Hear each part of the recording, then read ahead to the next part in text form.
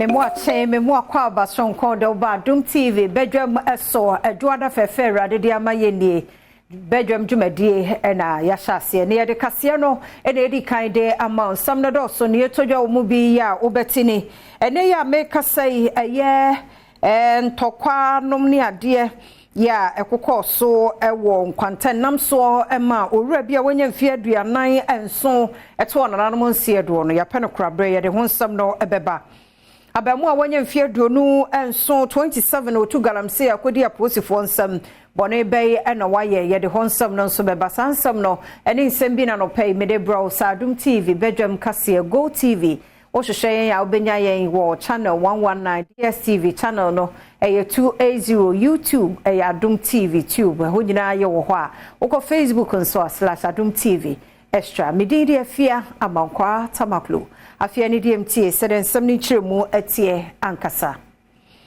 Togo ni de hye ya wanya mfie aduonu anson wosan etu galamse ni din de Baba Haruna ene ya make sai BNI bambofo akire no ewo dia so wo Apadentra West mensimu ewo mfinfini mantemu ne bone ene sei aboni trimu pose abamu mfie aduonu 20 years ani din de Maxwell Amponsa okwa akokum no na wode na akoye nyankoma dia ehun sika som 80,000 Ghana cedi Adom TV kase etwaso metintie bi se bibi koso de koso nche se obi ho a wopi obi odi obi bejiska na ne kwan be ne befa so ebe na se mitu nsuo na me se konfo a wonde ne de eba nti mama se ne nka se nkam ko asore nti mama se ne ba be shen da tumu na me de me frefre aboafo se bia ba se ye nipa ndo ne ba ye benya ensa be kanipa no ye na koma police nti na me gina sa me kase me nya konfo me yo hina nkasa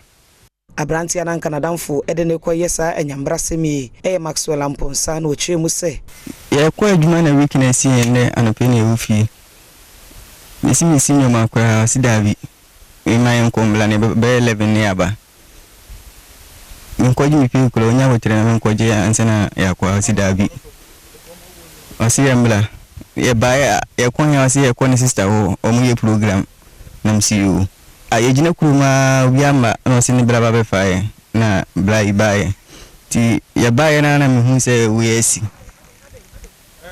awo se sa ombekumi mi mashime obekumi peska obi a minimu ba bia obekumi se mayode Baba Haruna enso editu dwase ono de no wo hwekwan ane se obenya sika esanti ye na adwen se ne wode nadamfo ibekọ no akwa Ghana cedi empemedu wotre 80,000 nanso fofi antwata e na aposifo akire no no de yesa siga nipa no ya odien Hewrafo sufri Hefrto unia no sufri tobo ando sufri Afro Dia asem na wakatire na kana ode ne ba. Babache se e program bi ko esta program bi ko Mayanto akase no eso na yenko yensan foforo emunti Togo ni de hye ya wanya mfie aduonu enso itrimopo na damfo nkokokum no e na wote ho asam no na yebora yensan foforo mu owura bia wanya mfie aduanan enso ya ntokwa ekoso ewon kwanta south nam so tututu okọ mu ebi kan no amoto na nan nsie do no na wotwe wie yeyi amamra ni amane akoso isanso ye kramuni nti ya pene krabe Adom kase etwaso onu nyankopon so ayeden wa fa na ade enye obi anakum ye nua no eye ne mra ekwan a wonu ankasa be den obefa so de akọ afri wiase no ati misre abrantie bia wa ha se mo bia nya ade bia ebegu yanim ase obi an control na kuma mo obi ngu manim ase misre mo eye enhyehyaya ma mini abanbofo no ansa na omudi amuno emaye se obi eye bibi ka odi mi edi ato asemu Adom kase amane boni obrempombo wusoni afiriwa Mohammed ya ne ba ene rasta etwetwe enkomo na akoye adwadwetwa ene ne suo esanse maami kira ne ba no etise tututu obi ekoso na odi mirika be fa ne maami akoda mu a eho enokosia ne nkwanhia wuo Oh, Baby family would you do my family, you know, Mamma for you. And I'm a packet. I just said, we are out of 20 in Nia, Bagua would delete it. Also, I had to say, would do what you can have for mood. A comment. Don't not do that, my packet on one family. I just say, one of the ones who had to say, who say, Niano, and your family. No, so I saw the said, or Papa family. The one who could have the Mabe fear and Sana Marty said, Baba was so Papa family. O Mabo Baba. I sakura no mo di na ko doctor na me force say me sunu ko doctor wa me ko sana anya scienti o mo ntumi nkire me say ya sini.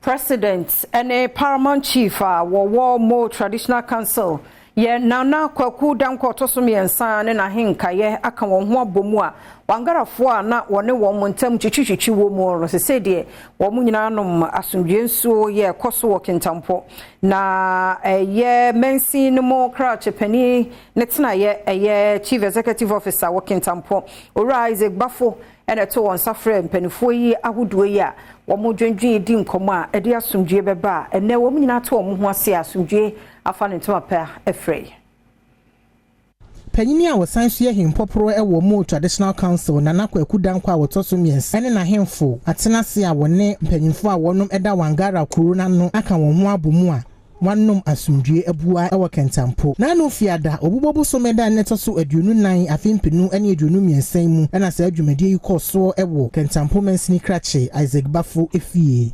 Jumedie Rexec any music ene tenase a wodi ya ewi akire no asumdue eba wonom entem na sede be ya obetumi adi bekandi krupi afahye no e wo bra na nanom wo mu Traditional Council abra dedeyo e wo wonom krom honum nti odi amanne ne amamregu akwan mu sede be ya obeyi apaye ama wonom na nanom abosom ansana wetumi adi afahye no onam sankrata so edamanfo nyina ase se wonom boaye a otumi tena se epa ya kwan pa hodo a obetumi ama asundue aba wonom krom honum atia afuo ya esum acres be 25 eye cashew ene nensuo ayirase no ewokwawu kotoso ewokwawu east mensin no mu wapoye mantam ni nyina no eye sutade akosomonu a ye bieye enti Adom TV kase etwaso ejene fu be 58 acres ebe fa no anyiska ketwa kra na yede ye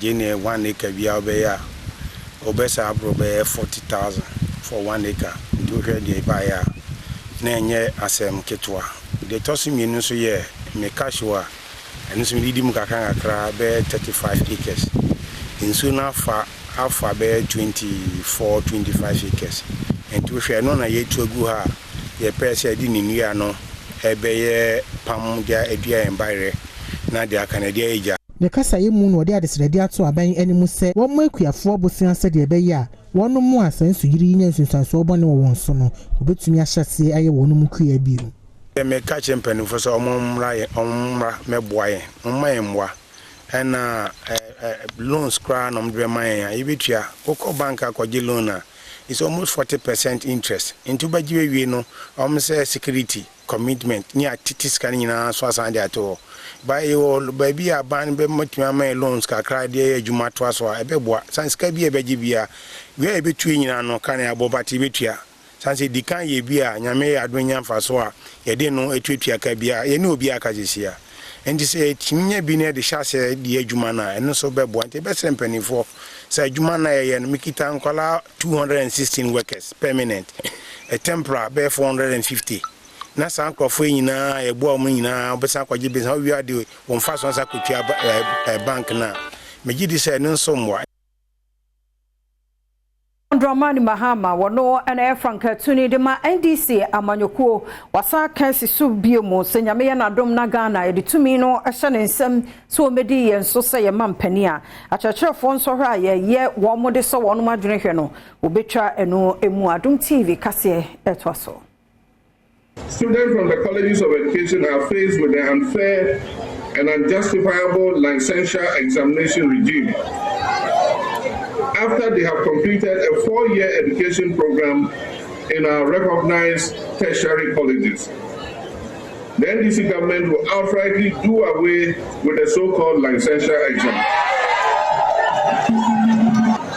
We will ensure that the licensing of our teachers is integrated in their curriculum when they are educated and trained while in school. So they'll be licensed while in school. So when they're doing their final exam, they will be licensed. They'll do their licensing so that they don't have to come out and write a separate exam before they achieve their license. What you must say? When in Pefe say, when you acquire a sign by do a man subimua, said your man sick as some are saying to know, or be found which remupa, and so I dear seen any so, so obey our catches South man sinimu, a impum to Juma was chassis when a pen soa, be seen a yano, 1 year. I know we're going to inherit a very difficult economy, and that is why I have said that we will, as a priority, complete abandoned projects before we start new ones. And there are many abandoned projects in this district. I'm well aware of the Akachi District Hospital Expansion Project, which was 90% complete before I left office in 2016, and unfortunately has been abandoned by the current administration. But do not do so. I want to assure you today that the next government of NDC will complete the hospital expansion project. Cybersecurity capacity building be eba bekoso a global conference on cybersecurity capacity building eba bekoso de di kan kure ni na o my Ghana ya je adwano se ye beje adehye be 800 ya ifri aman awodo be 100 so e wo my Ghana mu a Adom TV kase etosui. So during the next few days we will be hosting about 800 delegates from over 100 countries across the world. The conference will feature insightful sessions from the World Bank, Council of Europe, World Economic Forum, and other partners who are leading various sessions and pillars. I do believe the GC3B conference will bring together a combination of high-level decision makers, practitioners from government, international organizations, the private sector, civil society, academia, and many players who will important development during the conference. The conference will produce a certain document called the Accra Core. So an important legacy of this conference is the launch of the Accra Core. The Accra Core for Cyber Resilient Development, that's a full name. The Accra Core for Cyber Resilient Development is the outcome document of the GC3B, which aims to stimulate global action to elevate cyber resilience across international and national development agendas. Anusi President of the Global Forum of Cyber Expertise and no Christopher Painter. Echiri muse o mai biye wa fapem papa epe ye di pano eyana cybersecurity and we pa.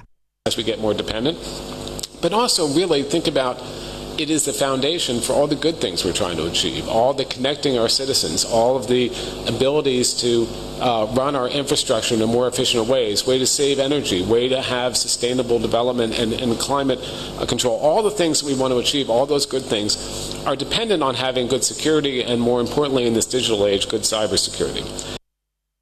Speaker, Ora Aban Badwam say ene Ghana nke yakomanto yenyem na se de tie bia no LGBTQI eye bill no de ede ya umbe passe na fe o man ye hunu be bia yegina Adom kase edeba.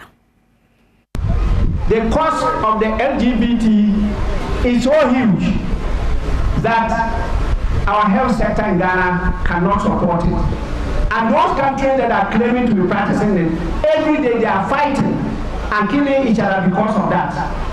And they are struggling to support it in their countries. They know that it is not right. They know that it has nothing to do with human rights. Because we are not talking about gender, we are talking about sexuality. Odene ho Dr. Afram Brempon otoso miensa eye suma manhene. Mekasa yemu ene wadi tu da se Ureya se wabono na na adeso okohini wasi nkete se obema omen amamre ene amane aye adwuma pa wasanso ama opanyini asase eka aduonu se Wonfancy Institute of Parliamentary Affairs ya wode betete mabunu am wonu manyini abeye mrahye bedwafo e wonu mkuru mu honomo. What me aji akurabo akurabo fo be ho wo bra mra yi ho asembai ahunabuna ya ma wo dukare sika bra ye be chi ye be se ho sika ongo so ani nyina chi what me aginam ama ho apem na duru ba bia ho de duru ya na ofata sesu mama ye bo ma baso adasi oko hene amede ma ono na se kire ne se ye na nanom be bosoma be didi akon efiri akwamba no oba se ye wa akon na ye ko a ye ma me no ma no abango biru be konzuo begu akomere dan na dan aye hina kese nti be konzuo na oguzu na obu faso na be ko afira no pa kosi anyumre ya tambu no nyina be mo ba be to de to e ba ye so no be ba na nyina gusa dan nti se akomere da so akoche se wo dan sa akomere nzuo no a odo be ko na wasande wa ba nti ayemrane a ye de sabosom no Paramount Chief ya wono ewo fifi mantemu nso ede kokobo mu odin e ma ban ani amanyofo sase wo mo kwan no wo ma ma meye dia memo obi amfa V8 bia ma mefa hono mo bra wo mo bonto ye 2024 mo na Adom TV ede nkomo yi se abato bosono na se dama kwan no wonya ya ano enye MP wanko me ka che ehuma wape abawa ya to ama ho nyinara me kro nyina do botum wakom ano de hi nya nye kro wa na bom akoya waraba fara akokro mu kwa na ano abaya wanko wasam enye MP wanko na me ka che sa independent candidate ya waka ho bi na me ka che hon osande emi me yo ahima na me na nanuma wokro yen ka che charagote na yamfa pickups infantu yakwa ho na in cafe report hole na wonfa 1/4x4 no fa moduaro ano oyeye Elvis Morris don't call eye abura asebu kwa man kese emrahye bedwani wotire mu se akwan boni e wo no mu kuro mu hono mu no eyade ha adwene pa na se aban anhwe ama meyi a anhwe yi a afimpinu ane edunu nan abato no wonum entimi nimu enkunim menyim pale asebu no kwado nenano yele ha okese eye hen ka kwana awo asebu nkonkro binyara makota ogudu pe ye if adreso erko brafia nenano minyim na mejitum de yankra waka kabinara heno kwanan wa ye bibia o ho kakra ekwa nyina no hia nenano na ekra orbo ami empimechi na orbo abansu na chipa ye amasma ekwan Adom TV Badwam kase na oguso ehwane de mo koyensan foforo emu a Deputy Director General ya woda Ghana Education Service ano ye Dr. Kwabena Tando na wono so ehunu se ne yoko ola Girls Senior High School wa hafumantemu a omutosini wo niema hudo mu ne titiw ne nkonyanom ne niema binti emwa ema adusuane adekire enkoso se de wo se koso wo manya mfinhie aduonum wo afahye na se na pani de sansemi etudwa ye bae no yen aye hu se sukuu se wo ha nia a ola girls ka hono niema bi wo ho wo se yetumi hwe ne ye de etutuye sukuu dan a aban asisi ene ade no hwe nkola o mo wa ha wo se omutumi nya bi ka ho ti se the headmistress na so kan no administration block no omunya afofora nka se fata nti no we ye nioma yeso ye bekoso na ya advocate wo nkran ama aban so atonani ahwe ha ti se the aban tonani ehwe bebre no ama fempoma esuade ewo Ola Girls School mu hono mo pen na woni amani boni enkomo twetwe mu ene wotire mu se esan se wonum ani adan dodo ewo school mu hono mo nti kyekye ni bia wode ne beba hono mo no ya no opre se obeyi na fi hono mo akoba bi foforo just teacher for na bi o ma set na ma na bibi wo ha o many nje so they come here and then leave to seek better conditions somewhere but say bianca maybe I watch natural because now we all know say you spend most of our day at our workplace. It is an environment in the year. And see, I add my voice to the call for a bigger administration block. I better accommodate teachers in the year. But until say no, if we can do something about the conditions of the staff room and condition of the teachers, so that on better and make them. Ghana mampani na na adodanko Akufo-Addo nso de kokobopa na ema enipa bi a wonre ayo mwadwen sa asumdua ye wo memu wo mbetoto no ase oso wo munchu ho emfiri ho fi se koba ne saade a na ne mra no ewo ho be ye na dwuma sade tie ene me kasa General Assembly eye Presbyterian Church of Ghana wo special send off service a won ye de ma wo moderator na ye mampani na na do call ho a wo den semi etudwa. I want to assure you that the Akufo-Addo government is working hard to return the economy to the high rates of growth that characterized the management of the economy in the years preceding the COVID outbreak in 2020, which made our economy one of the fastest growing in the world at the time. We can only do so if we forge ahead in unity and faith and have the belief that by the grace of Almighty God, the fortunes of Ghana under the presidency of Nana Addo Dankwa Akufo-Addo will be restored. Right Reverend Professor Joseph Obri Abuamante Ekasaye Muno and wadi to just say Nigeria, where somebody went to church to thank God, and they were all praising and worshiping God because the person had got he said he's got his papers to come to Ghana. Now, they are to Ghana.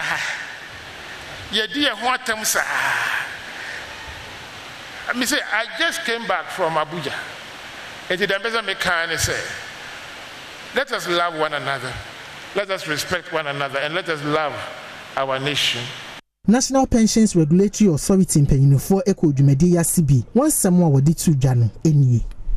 Eno si odi ebe ye adwuma. Na obe share first Sunday in October every year as Pension Sunday.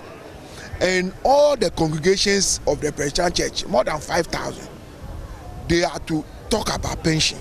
And MPRA will send staff there. And then we're also to train the pastors so that even if we can't send staff there, they will be able to talk about pension.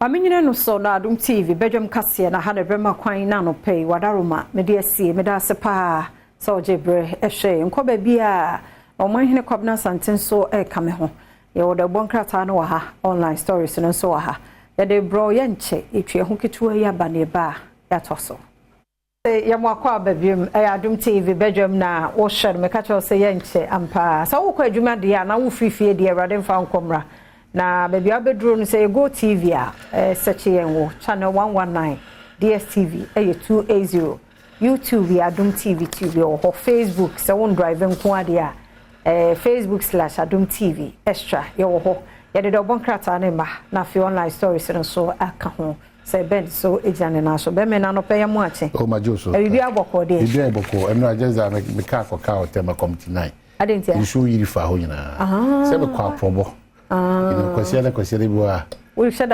have film fiti eye agbogba abese nkofa achimota myself for dance mantisi eye graphic road no ma be fasa Jamestown edimeni achire la polyclinic honom no na mafa nungwa tishi makupi o beach road na makusi tema na masafa motorway no na mabahanti nso no kan me se committee na etoyum dia ho na mo se adwuma oh sometimes no I just say we are president, you know. There be nyoma be brede bro no.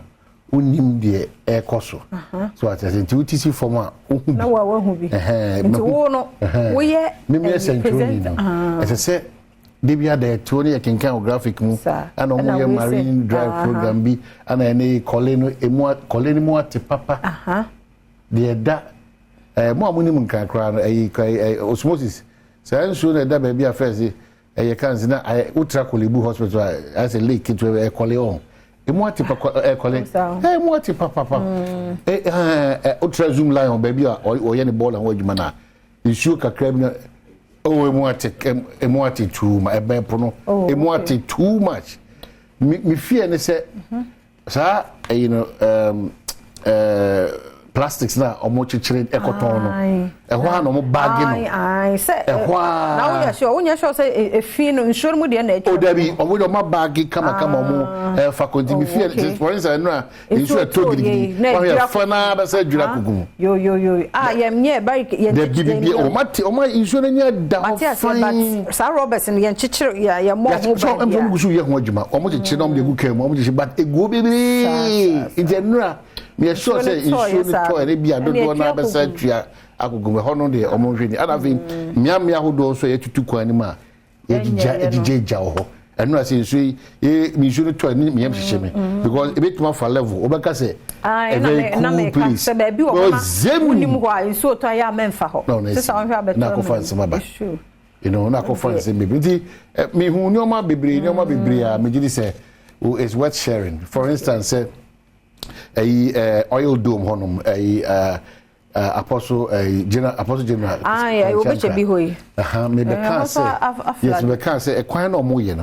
From the hokakra na kofro. Run about. Esrun de o ma ye wi. Aka form no. The hokakra na fi amna be danger de da ho. Eno am so o mo de sa o mo ahye so de che say.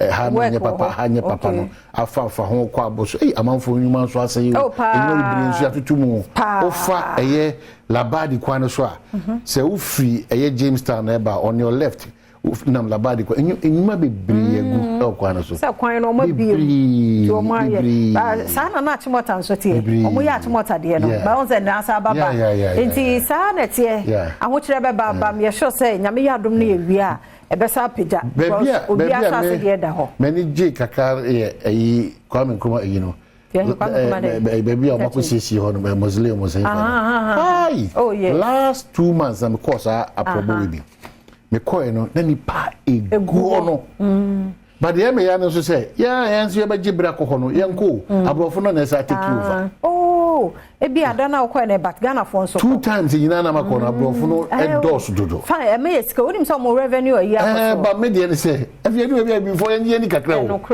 yen fu yiri num ni man ni mpra num ni enuanum ni asorefo yen kwa won mu kakra na asane ni pedua no ko utifa ko na odwene de bia otrim school fee let it be like be rent de beto ma otira bom just kebab 5 cities no oni nkora 4 2 26 ko say de kakana bra na mo nanti na mo making na nyoma sa nyoma at least ebe ma wo mfra no so ba sa do mo fa ho ndo mo abehu enti okọ school ni e ka kra onim de all count practical work we are system no do we ever yes remo we use history system it yes remo madaroma edu ba bia gum kakra na so ne o ma ana o ire ana wo se bibi na mo pie kakra na ye ba bia ho anye Oshafort she ade ehofi pa hotai no eda so siwo esiwo minim se ni party se hotai ho kwa de enya kasa ya di nyai kasa me ho de enya sa de kama we betima ba ya abakọ sama eni pa ba hwere siesie no di minim se makokreku mantemu o betu ho na mo ene museum for me amenu na se kwama wo ka wo to yi na me ye enu ase me so me nam kwan so o se na obehu mrantie no no ya na baba baby ho tutu bi no no ye last kwampo de yenua no asabi ne na ye ne yo ti hwichi me kan se pomo ena eni kwa se so ena me ka be ena me hu so omo ye nti de wo kan na me kan de abesi so nti na me konam se nti we no on se etu baako enye se etu bom nti mpanimfo no mde dada no nti omo hu ana assembly no omo hu ana e bia hu sa mena bi da ho a no akope chickens no mu na de asili sa nti omo hu ana for the past 3 years almost the equine maintenance and CC equine we na sin to ba ban ye bi da sika semuntia and the account was some say because anyone be bere ho no ma you bet me avoid it if you be mienu na chini maintenance any grading no aye problem it's a ma ekwan dodo na no tutu kura ekwan ya no fofo ayi for ho say adwo ho ye de say ya domi ho no but me can new one na ye say ni nyina tutu o de ko taifa o de ko ni nyina tutu no kwabana so wonim ko abom say pan na e buy one get two free as what do you obewie na ko two so no say sa ye o ware enti ekwan no so na e fine but tutu eno na me can dia besin say by this side assembly mpanifo mo fa ho e ya mena kakra bi no mo sili kakra no wasili dan say e be spread ya assembly ni sa ho de kwabana de eban road no ni assembly na sa na fida o mo ni sa ho de nche se bibia na centralize no ana o musika sem no so ya centralize no nti hu na assembly no bola ho kakra egu so no unwie no akofa kwan atutu ho asema koto so sika sem ankasa nti am se assembly do na so no na me kai assembly do na no o ma wo keka no abafom yenti o mo kasa o musika sem no o se wo be kandi fon so a if you are the tier say who train central banks who central government or this come ban now one so who create innovative means bia obetimi di enyesika so atase no na be ma na nda me be ka me ko ka we ko sisi so wa o ti wheelchair and that thing is criminal any wo kwan say wo kra de di kan wheelchair na otim no wo kuta abo etu ko ho yesi a na afa bo na o de fere na de na betima car boss is here so driver na nya asem because wo ti akonya no sebi what did them dada wo kan we no ade ba kwa me say hu ye say ne no ye nya no mo di dem kakra o ma adwene ne ko off no e say do mo bobo tent o miamia e ye bia papa mo di da e fi o mo ye wo no e jinsem oba seke ha ya interchange wo no enu ada wia na o mo fufu na o mo esinioma o mo sinioma hata Bibri, but it should not be encouraged. It should not be encouraged.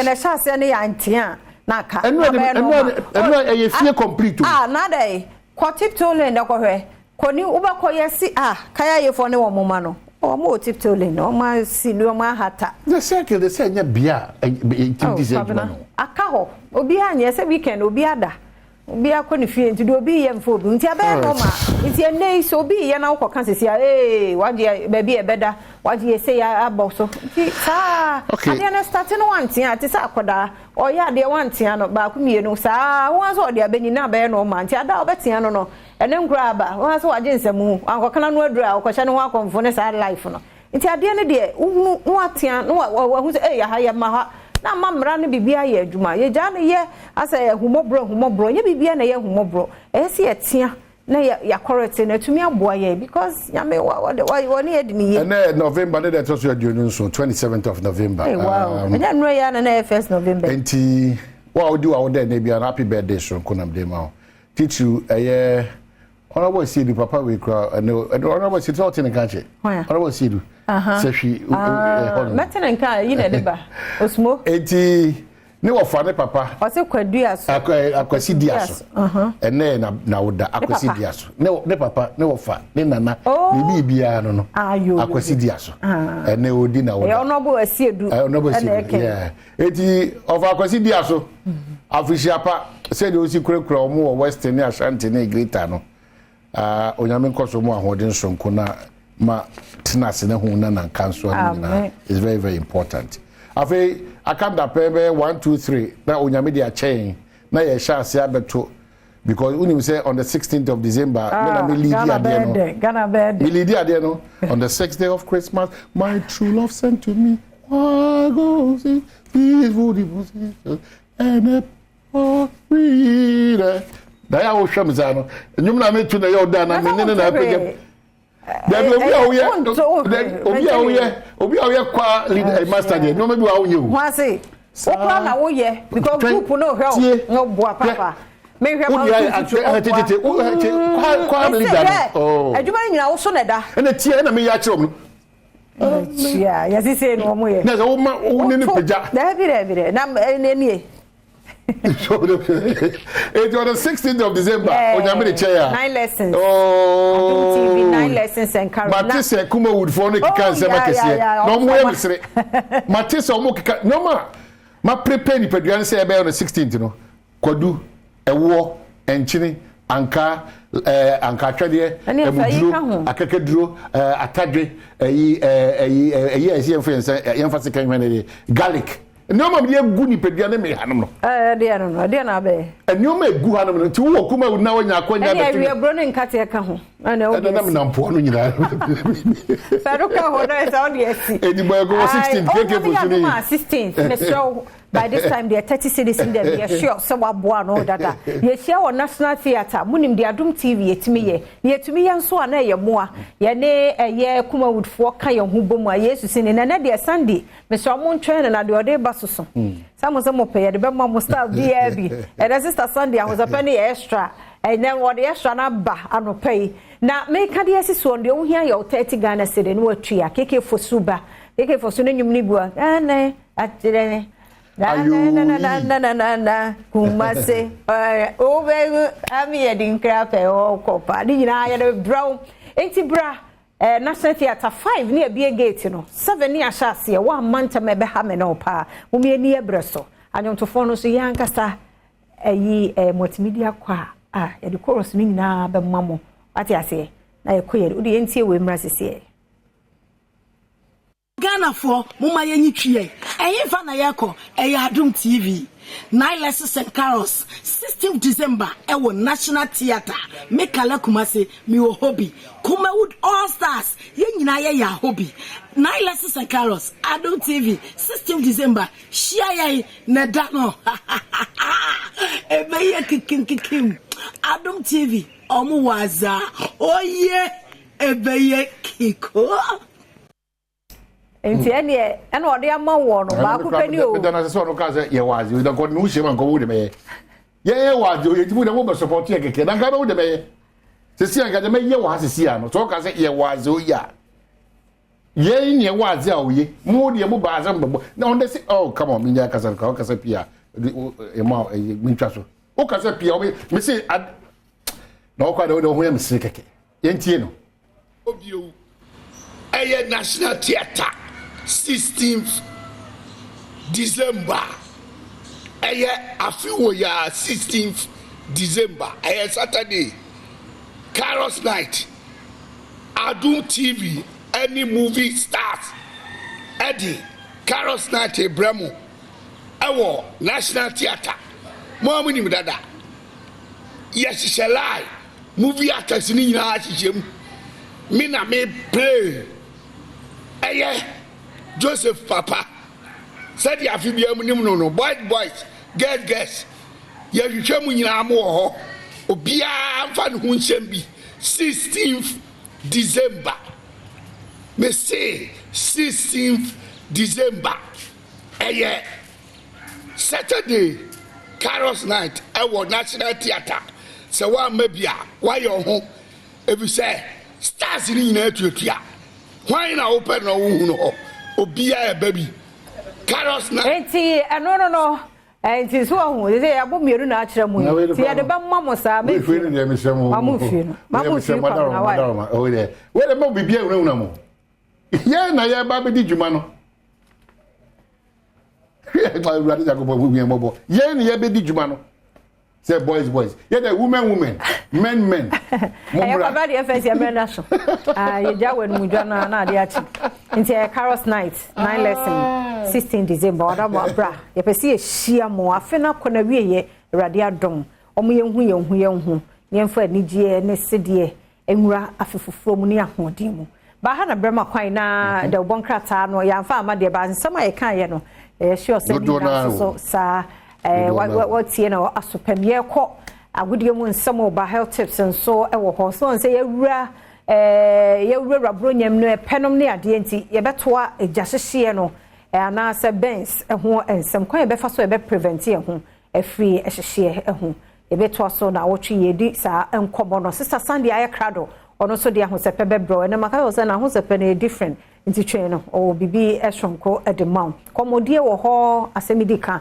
ene pensem mu nti afidie no free hakra wada roma mene kwabna sante ekɔ na agudie mu nsɛm atoaso akesi bi mfamra Adom TV so Adom TV so bedwunjumedi efsende a kense mu sempa esa kena no pensu ja medindi Enoch Kwasi Wolanyo Wallace agudie catch back pe the only nomenclature professors degree in sports the Regina Wallace the nation's presenter and mesin kunya ekɔ no kwanten coding small do esa kena no pensu bio e wo kana agudie eja so no say Kingdom Herba one more attach the from the Kingdom Garlic Bitters and Kingdom Garlic Capsules aba untimi eno no bitters na betiam many capsules na boa e mo pomodon sem etime gina ye me we a mu statement sambo ma system ni tien san koye e ma yade wa hodo pese boro redim no ene na etimi ediesie kama e san low blood pressure na fe cholesterol e san reduce sugar level no e ma niama etimi koye edema e reduce fat level no e blood mi tipo modern da on set mi kan Kingdom Garlic Bitters na Kingdom Garlic Capsules a e betia boa e ma pomodon sem so etimi atotoye e ma ye the new Kingdom ginseng e power capsules no so etimi aba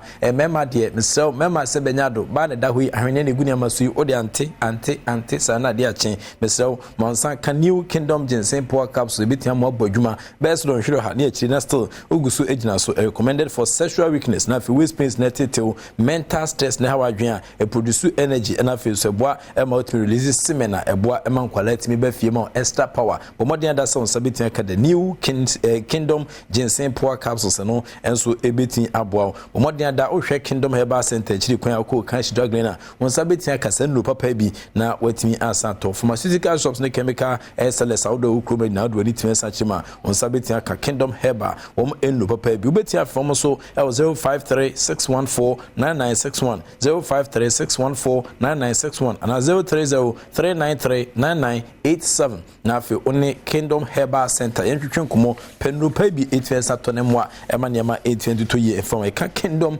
herbal center dia osi no challenge adoi bibie ni ho a ebetimi na betia boa ema niam 822 ye e di ama wapomodon sem sanso na game park games e de chacha sonko kwa na etwensa tayechi e ka game park games a boys ni dia e di na nyasem kitwa kra ye de draw na eba so anopa e wi kata banso na fanyumire so etimi etofem e wa Adom TV so entia na wa hye no so e de ama se we e ye hyehyɛ sonko kra aboa na boys ni edi from 1 to 39 was selecting numbers ne dia na se otimi sampa una udem no e ka game park games o se more power o mutachiri pa na dia no penso nkomo no 18 ba men celebrate kwensha semfa fi media sporting club o mutu fa e de fi Ghana ha esanse afi etwem no o ane peja franka ne gina kunkon e Ghana Premier League nim e de bonso na 18 kopie mu takwa ene so emu ne hye so a na enyasem ke 20 CAF Champions League no wo mo ana e kwa the second phase ahwaboa e ma niam etia koyi elali etime che media sporting club etwom kamiensa e o mezima sase so a media etime antibi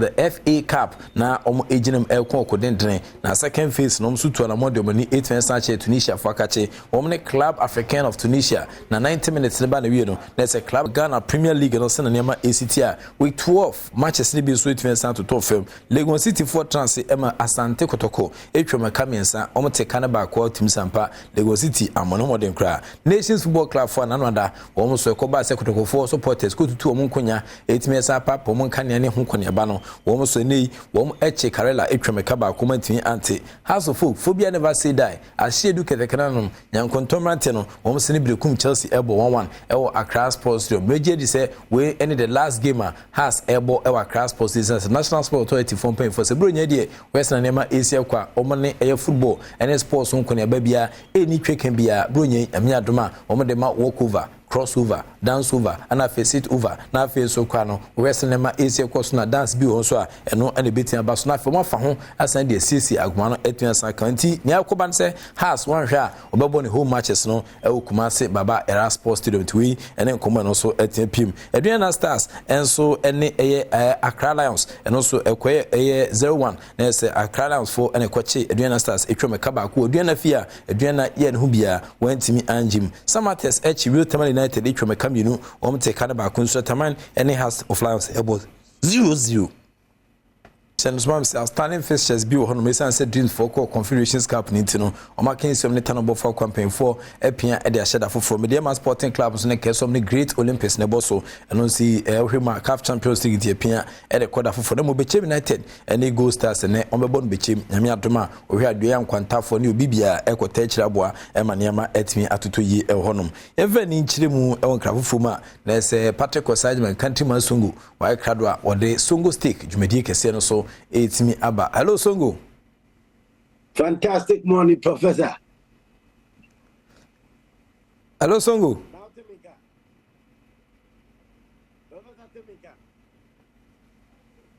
Oh my goodness.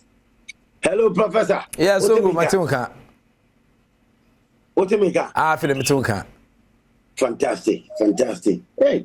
Also, actually, I don't pray. So last week I was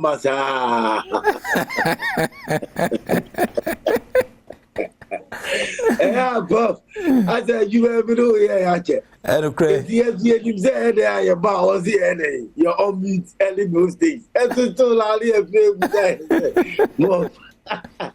Nana, you need to say, as usual, oh, Ebu. Professional pa. Oh, ebi opa just say adwuma Christmas radio boy this year Ayajuma papa professor more fire na your league here professor Ghana league here a lot of attention pa ni senior beya nipa ni besa agia sa kopa ka kohwe Ghana football league matches very important because senior league ni cost na ayem mobo bi any kamafo any chefo any chese side any journey ni o just say but Ghana your talent your players it is so called football try this so called football people cat no on any call for and make it sure say Ghana football no league no ebeya ko ni be yin she bia o mu so ma she say league ni be ko autonomous league ni betuma nyeska league ni betuma fantastic and je be players no e ho beto mu e be competitive no omumfa omu football knowledge ni senia omu pesca football mu omu make sure to mu di ahokeka e be wura Ghana league ni na league no etimi ide a pajama Ghana fwashi league na ma ye talent ni wo no yetimi enyamfaso afuo mo na medi koina on the strongest stake no Blasters players ye from Blasters no enyu mu nyina na correct afcon na ye kon say this same players template yahu mu bobo edima Ghana dia Blasters nese nyadi ya yenkwa kwa yeshi wa afcon ni betumi lusu 3 matches ni nyina ni abefid etisenia yeko Cameroon match ba kokurawo African Cup AFCON yentimi anhye this time you betumi lusu ni nyina nyeta drop la bebem you betumi lusu ni nyina already your coach ni sano ejuma no yehu Blasters already your coach no or your suspect Ketting papa the Blasters in Faso Wunyano, Obefeno, no one in the call managing Blasters in Yeno, and Faso Wunyano no more. Now, Usha Misha playing in Ankasa Blasters players a fluma. I also Musha players in all senses I have them. Ghana or talent, Ghana or players. A Champions League, yeah. Yes, any Confederations Cup, yes. Ghana players all over Africa. Ghana players all over Africa. Ghana players talent one if you local boys in the talent one. And now Ghana players were Bruchiria. Oma ye flow mona nyu mu kwana wa Bruchiria. E bin same fata Blasters. Blasters na nyete players ni na nyadi.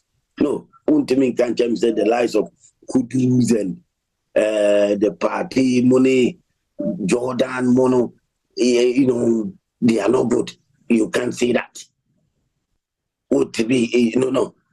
They are pains and more say when they are more former. Fantastic. But you see, you're more players or see, they can't more. No more pop Blasters me. Or you understand? So Blasters players be woman deserve so mako. Number 1, Umbenyan selection. Players me be in ball poacher will be play. Goalkeeping is also assistant. Confident a Champions League ya ushu ye Ali ne Mediama goalkeeper no. Despite we reason what conceded 3 goals or a good goalkeeper. One one senior goalkeeping, ne won chere me say wo senior goalkeeping. Goalkeeping is at work. We bit me senior fine. We bit me normal goalkeeper now na mu a. E bi me senior and we dey da go. Football dey it me senior but I mean your talent na kasa say we dey ball ni da. Mediama goalkeeper ne antes ni BPR. All in one boy greatest team in Africa. Elali onye easy team Cairo. What's on the save Mediama and yes, Mediama be more than today. The goalkeeper ni good. That chain will good for Blasters. You bet me at the Blasters a chain at TV. Attention, Conor. Your man chance you na go no. Your share no crown order. And your Blasters na. Almost said that. O can see your man play a big chance.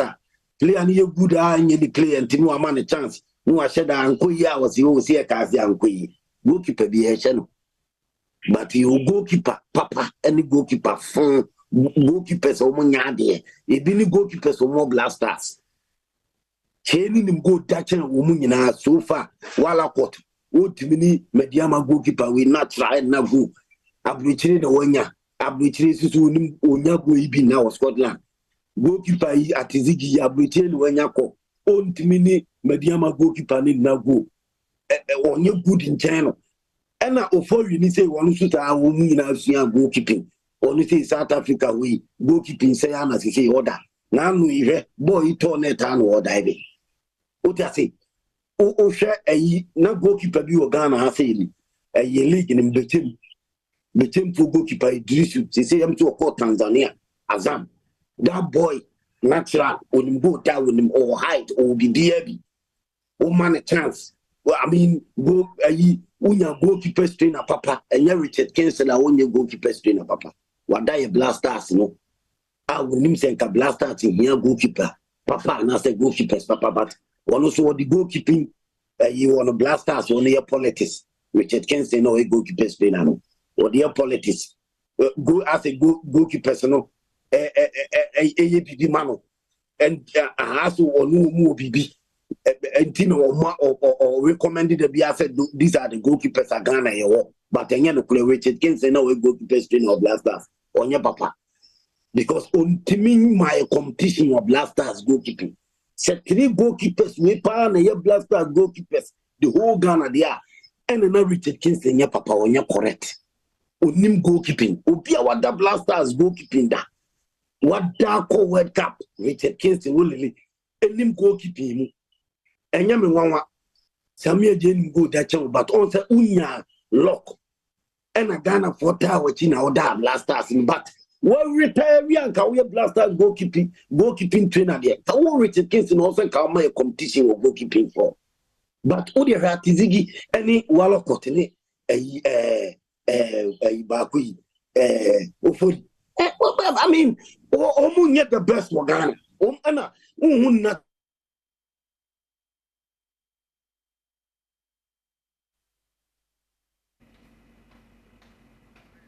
Okay. It's a good goalkeeper. What me abua the day. It's a very important Blasters selection. A very important Professor Blasters goalkeeping selection. Any players a flow. Players need be same fata. We also have fair players. You players. Munya bad selection. No, you're free and fair selection. Sa agency selection. Players are and go for manager or more two Blasters now move from any memoir 1 p.m. you ever to us fire for fire.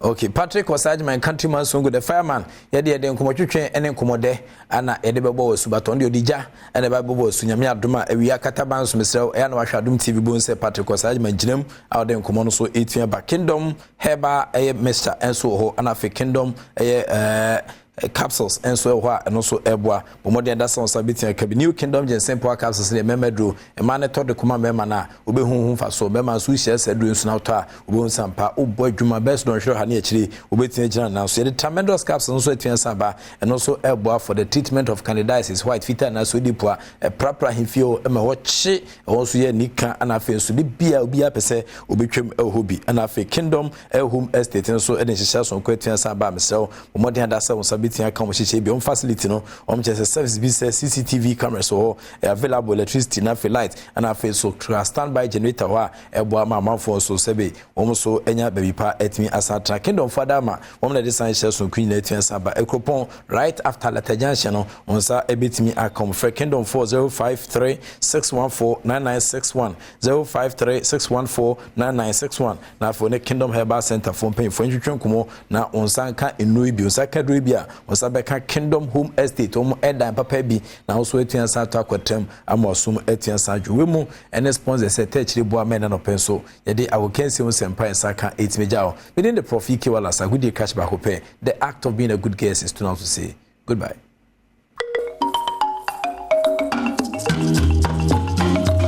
Medasi anenso memo akwa so nkodo Badwam TV Badwam health tips eso enenso yasa ba be remo ewo kolebu Benz unit fi se ehu hia pa se afi kona wieye yedi nkomo ehwe niema hodo ade ehihie ebafie ye ni agintia na ye ni afiri niema bi ho bewie na afi ekofa agahihie no me ade abreye endpoint na da roma na yedi dwumade yi ebro yare bia oko endpoint obesho ma ho ato mema no Christopher Mr. de bia me bodin kono ko check prostate ni hwese bibia ye kama so ati ase se yare wo mu a edro ho na yetimi ahwe ma no so saa ye be ko na yakọ infections bia ne ohaw endpoint na da roma enenso ma me safo a ompon etine dwamu a na wotwi mu so on se be boa ye ne ahwe Benz prevention ko be fa so aboye ho ban free Benz ho na ye be boye ho ban ye na da roma ye ne di nkomo enenso ye mu akwa ye da se na no bi ye ba ha se ya de bebre na nkomo no ya na wo wanti emre ni hwe na ya se da ba pa be di nkomo a ye be hwe aboye ho ban afa enhyehye ho edo so pa nti na wotwe bia edwo dai fa ba ko asi ho na ka kwa ye be fa so a ye be boye ho ban free ho na de chie na afi ya to aso ho nti na ye hwe dai ene ye hwe inhalational Benz ene se na ye be boye ho ban afi inhalational Benz ho nti inhalational Benz na inhalational Benz no eye ebia wahyehyɛ obia wahyehyɛ na ne hyehyɛ no hyehyɛ ye no enwusie ekɔ ni mu anasa ohumi enwusie no bebre nti ohumi enwusie no bebre na eya ehye wahrawa no na ehye wahrawa na enikofo bebre na taiwu ewo inhalational Benz ho na esinso a eden na esese uye se unya inhalational Benz na eno no ya eye betimi afi gas mu ebetimi afi electricity mu ebetimi afi ejankasa ehye bibia enwusie efi mu no ebetimi ahye wahrawa no na ba de ba ko obehu se ehye wahrawa no se ubebowa nti ubeti se wankasa obowa ewa ne toatoa so saa se bi ho ase wuti kaa mu kura na se kaa no se kaa foforo edibo kaa nanim na enwusie fi ne tukumo eba obo se saa enwusie ne timi kowu na kowu pe bo so wa start se obowa saa no na efre no inhalational Benz na saa inhalational Benz no eno ehye wahrawa no na ahrawa nso de untimi nkosre enti se wo hu bibisa se car na utima ka kire driver no nsiw na home na mframa no emfiw sa nwusie no emfiw se Ghana ha afia nipa ba ko penti enyina na ye ntwe ho afia enti sa de na ese wu nipa ko no ka kire driver se driver mesi fem se wo bedi sa car we ye nwusie efi ne tu bebre ne be komi mu dia ene me besi fm ye nananom bebre na omototo enam ye bisa se adentina ya omani fra bi mu ani fra se omotena agya no ho sa na wusie ni komu mu sa bebre bo se na abeja omo nkonkon ewa bi a enko ebi mu so ani timi fra nti wo ya hwe omototo nam bebre wo agya ho no bo se bebre ni timi fra omanyinyi no na omani efra ye bisa se eyeden na di sa ade we ba ni nyina fi enwusie no ho sa nwusie ni hye wahrawa na ehye wahrawa na afa wuhu dia obeye base bibisa asi a fi enwusie no na bra ba bia mframa wo huhu ho efise enwusie ye bibia etimi ko moja no pe ohumia na ko moja no mu a eji moja no mom danse ebeji oxygen enwusie ni beji e fe no carbon monoxide enu mom beji moja no na fe de ma oxygen ne kwan kra ema ne nye na djuma na efa wonsi e wada roma nyame yadoma o kire behwe dai ochina ye beto prevention so na be hwe bibi chemical Benz nso yie ye da say nti sede na wotwe ya hyase no saa ne ye kɔ no nti ya hunu enedie ochina ye beto so ahwe chemical Benz nso na nyina ya de ye ho so mpanifo ne ukwadan nyina meda endpoint for me pata clinic ase na da roma ene de bro me di afia amankwa tamaklo tina de patin ya be se hia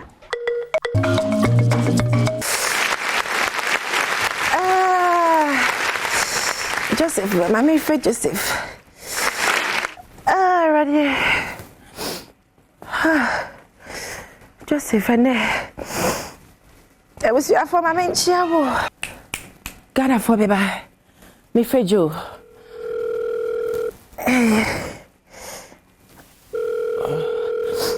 Hello, Joe. Hey, Joe, there to say. Hey, Obapa. Obapa Mary. Na tena wewe na ukasasa. Joseph Mary ne ka say. Na Obapa Mary. What shop ada? Oh. Obapa. Na da what shop na pay na. Me what shop. Basa me no ka so. Hey, na Obapa Mary ana na ukasasa bibi ya usa. Wode maminja ni ameya na. Me nti me hwana me ne wunkasa. Ana tino hon ana me kasa. Aya kasa ma me na me nti wate. Yo Obapa. Joseph ka ise na no me so da ya me ka chose. Ya me apofo de besra me okay. Me kai papa. Yeah, Gabriel na Michael. Na why what can say why Gabriel? Ebony Jane confused me. Enti na no oba no say me na me be waje nkwa no. Hey. Joe. Me wa hopa na wo be dia waje nkwa abra me kura me hu da. Me hu da. Bi na me ya arrangement na ya na wo be dia waje nkwa. Joseph me share on Facebook near chat here. And I'm saying catch me streak or Snapchat but when cha. It's me strafe ni eba be shia but me na me be waje nkwa na no news anope. E wo ha me dey ma. Hey, everybody. Na same way dey me dey fine. Until we be there awonu. Same family hu kan o. Eti Joseph time Gabriel ne me be kasa. Onim say one shot. Yankopon dey ma there one time for your mind. And them shot it me no kasa me fukru epi. And I mean for video call. Na sa kron kra anu so atinka sa enje se metiasi you Mary we dey metiasi aha Joseph me kwa me ka cha o se ma me nkra wona ya na asem eden chane se me na menyemu a me be waje nkwa no 16 December de na ma wo metiasi da Joseph what say metiasi na me ma me ne me papa we dey say asem about Joseph so ya me do beto TikTok Joseph o ya me do beto TikTok sisi so one person obejin sen na tum abra honhon kronkron na Nyankopon asoma na bari ase so me kan che me mail say me mail na me waje so wonje wo Joseph no ya ne den na one shot yi Mary we di asem we di Joseph fra dance fu Joseph we share on the 16th of December meba papa share on National Theatre honom meba na me ba me di anyuntu fu e we kan na nyina beba me so be di kuma wood stars ni nyina beba and Christiana Wini kala kuma se Matilda sorry me bejem oboy siki omo nyina ya ready chair mo National Theatre 16 December no this Ghana for nyina ba be dia dance na Mary Ghana for why fa me chabe wato so Ghana for bia betua 30 cedi dance na be tie say we say Joseph asem we put the say ka omutua more than 30 ebebua mi chibo nya de me be waje nkwati meje 30 Joseph bye bye ona me boafu koyefu na daka na nkrofo owu ka ho bye bye Marty Mary, you be here on the 16th. Makato. Hey. Bye. Ghana for. Joseph. It's me the befa hini. And I mean, go so for Welbeck.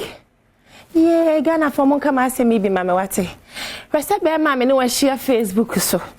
More Facebook live na Joseph for comment say you are nice. Na say me Joseph aka boom. It's 21st century. Nyankopon yeso ye tete no. Oye ne ene da chi Nyankopon. Enti de sie e wo 1816 DC. Ebi betimi asi 2023 ana. So enyame oye enre nyame. Ene Nyanko no yo china su Nyankopon. So obi betimi anyem se nya Mary menyem 2023 no. Mestre obi amedi asemi bi mame.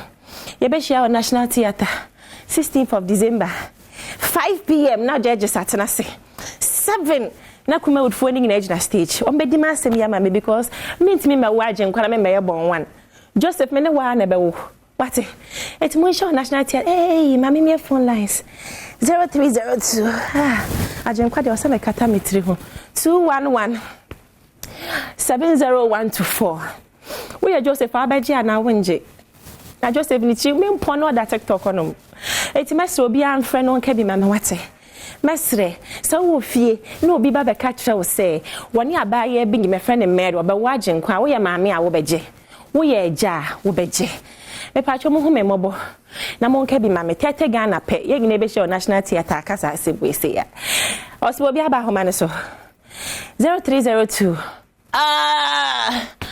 211 70124 wo Joseph utimi share me Facebook na ho konkon den create ya what's wonje hello Brakwajo good morning Sister Sandy Brakwajo anope de wasa Mary pa chese mi amene Mary no Brakwajo anope wasa Mary pa me da se Brakwajo eti Brakwajo ina akase fia no pay because of you kon ngudu ma se yo eti so ye Joseph abeji na wonye Sasa mwedi ede papa azuchiane se oba me hu da pa na wodi ni nsan baba abehye die akoye hu konkon ti ebeje ni sa Brakwajo hu konkon kan sama muntie wo ho ade we share me on the 16th me da say it is on the 16th of December no 5 na judges at na 7 na kuma od fo na age na stage na so Brakwa good morning Good morning, Obapa Mary. Me do so Brakwa be na he na femi fia no pay. Ablekuma o. Ablekuma na na lezi ho ye. Nyame adum ne ho ye. Yo, ti Brakwa me so ye Joseph abaji nsen ya na wonje. Me say the Joseph aka sam eye me o bi sa sam kronkron atenka na. Eno Brakwa. Oba Mary na enemri. Oba na kofa another boyfriend crampo no. Mapam no dada. And I'm crown Benjamin and wow.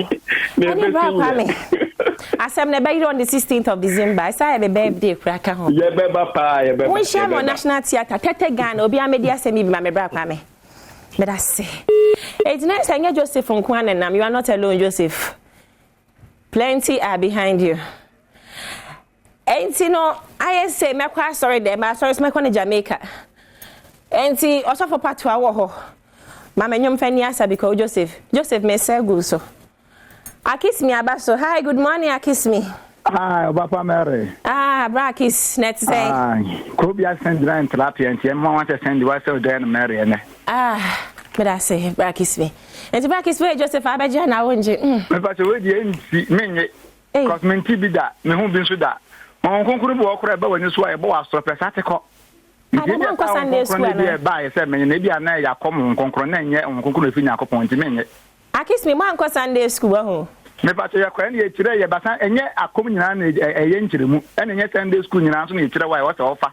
Ya me fa ba na to bigu. Akwese na nanom pa ni fo no mu bube bi to ho. Sa akura nto woni a so se me dia me se me yere ama frolin. Akis me ja me nya me da se. We be share me 16th of December. Next man ko Sunday school. Demo Sunday school teacher chemu na matu agu. Yesu ma me de Semere or papa de Saint Joseph. Wan anka meje ba no. Hi Bra Alfred, good morning. Good morning. Pacha he na afre mi fia no pay. E pacha say. Pacha he na afre mi fia no pay. Good morning. Bra Alfred, Pacha tie me o TV no so na Mary ho che ne dada. Tie me fa phone nim why? Me pacha yo. We are Joseph abaja na wonje. Me pacha on kameje. What's my bon sem abrey? Bom bom. Bom. Nyame kan ho. Modern day Joseph wa. Me da so what? Me pacha you. It's on the 16th of December. He na ba National Theatre wa ho. Me pacha. 30 Ghana pe. Me pacha you. But nim ni ani asem no ko waje ba na to me da se. Enti software back. Hello software back. Amena make us emele. Mum say Joseph so wanje ba no. Software ba menyum. Ba menyum me fan sangu Joseph. So Joseph, this is for you. What's my name call? Under the blood, in the morning when me wake up, and the blood of Jesus me take up. And when me feel like me, I go break up, put the blood on me face just like a makeup. In the morning when me wake up, and the blood of Jesus me take up. And when me feel like me heart break up, put the blood on me face just like a makeup. Under the blood. Under the blood, under the blood. Jesus, you may cover me. Hey, I read it for me, mother. Be a bad manners. Joseph, my ragged goose. Hi, good morning. Good morning. Me patch here now, friend, if you are not pay. At your friend, I mean, it's a Yo, is in Pastor Joseph and Cabbage 2023. And to Mary, with your poor man. Hello? Oh, we're free so. It's a make my main show a cuckoo dam ne judge sir.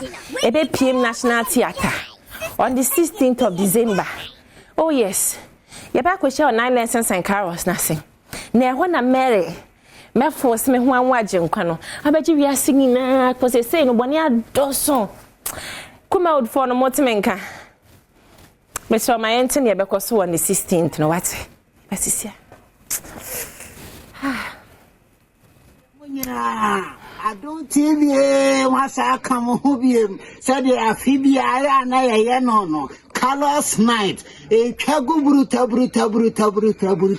16 December hey sasini nyina wo enije bruta memene King Helen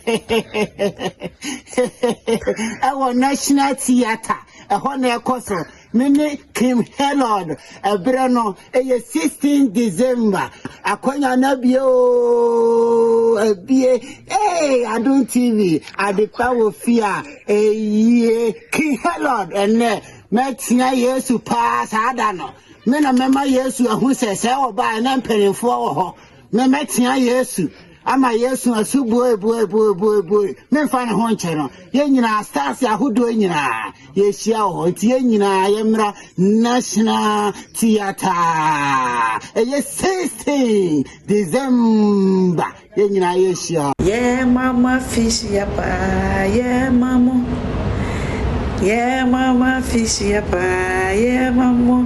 Hello, Busiafo. Matilda Neka said the money no. Afibia soa 9 lessons and carols. Yeah, the Bremo. Come wood. Yeah, the Adom TV near the Bremo. I feel we so a basso. Me pacho. I feel now Kwababa beto dear. Dear cano a NG and Untino on the 16th of December. Wood All Stars. No my in our National Theatre. Me Obabuno Maria. Mele. Me pacho me na me be we soon. Enunti misremo. I feel we mama my feni agro. Kache wabusuafo na hofo. My nyina ye pay tickets. Na 16th of December. National Theatre Mele. Ahosepe Mele masum. Menye obi akasa se omomra. Eti no ma me fre kwonfo kolege. Kolege onim se pi work for the draw bia be fre 3p garlic mixture. Stroke clearance man e ha mo nyina me so kolege mo nyina bi nnum. Ansa na ye share on the 16th for National Theatre ho. Oh we say obesity nyina e sapi work for no esa nyina. Kolege nge no kwa me di Joseph Jawo.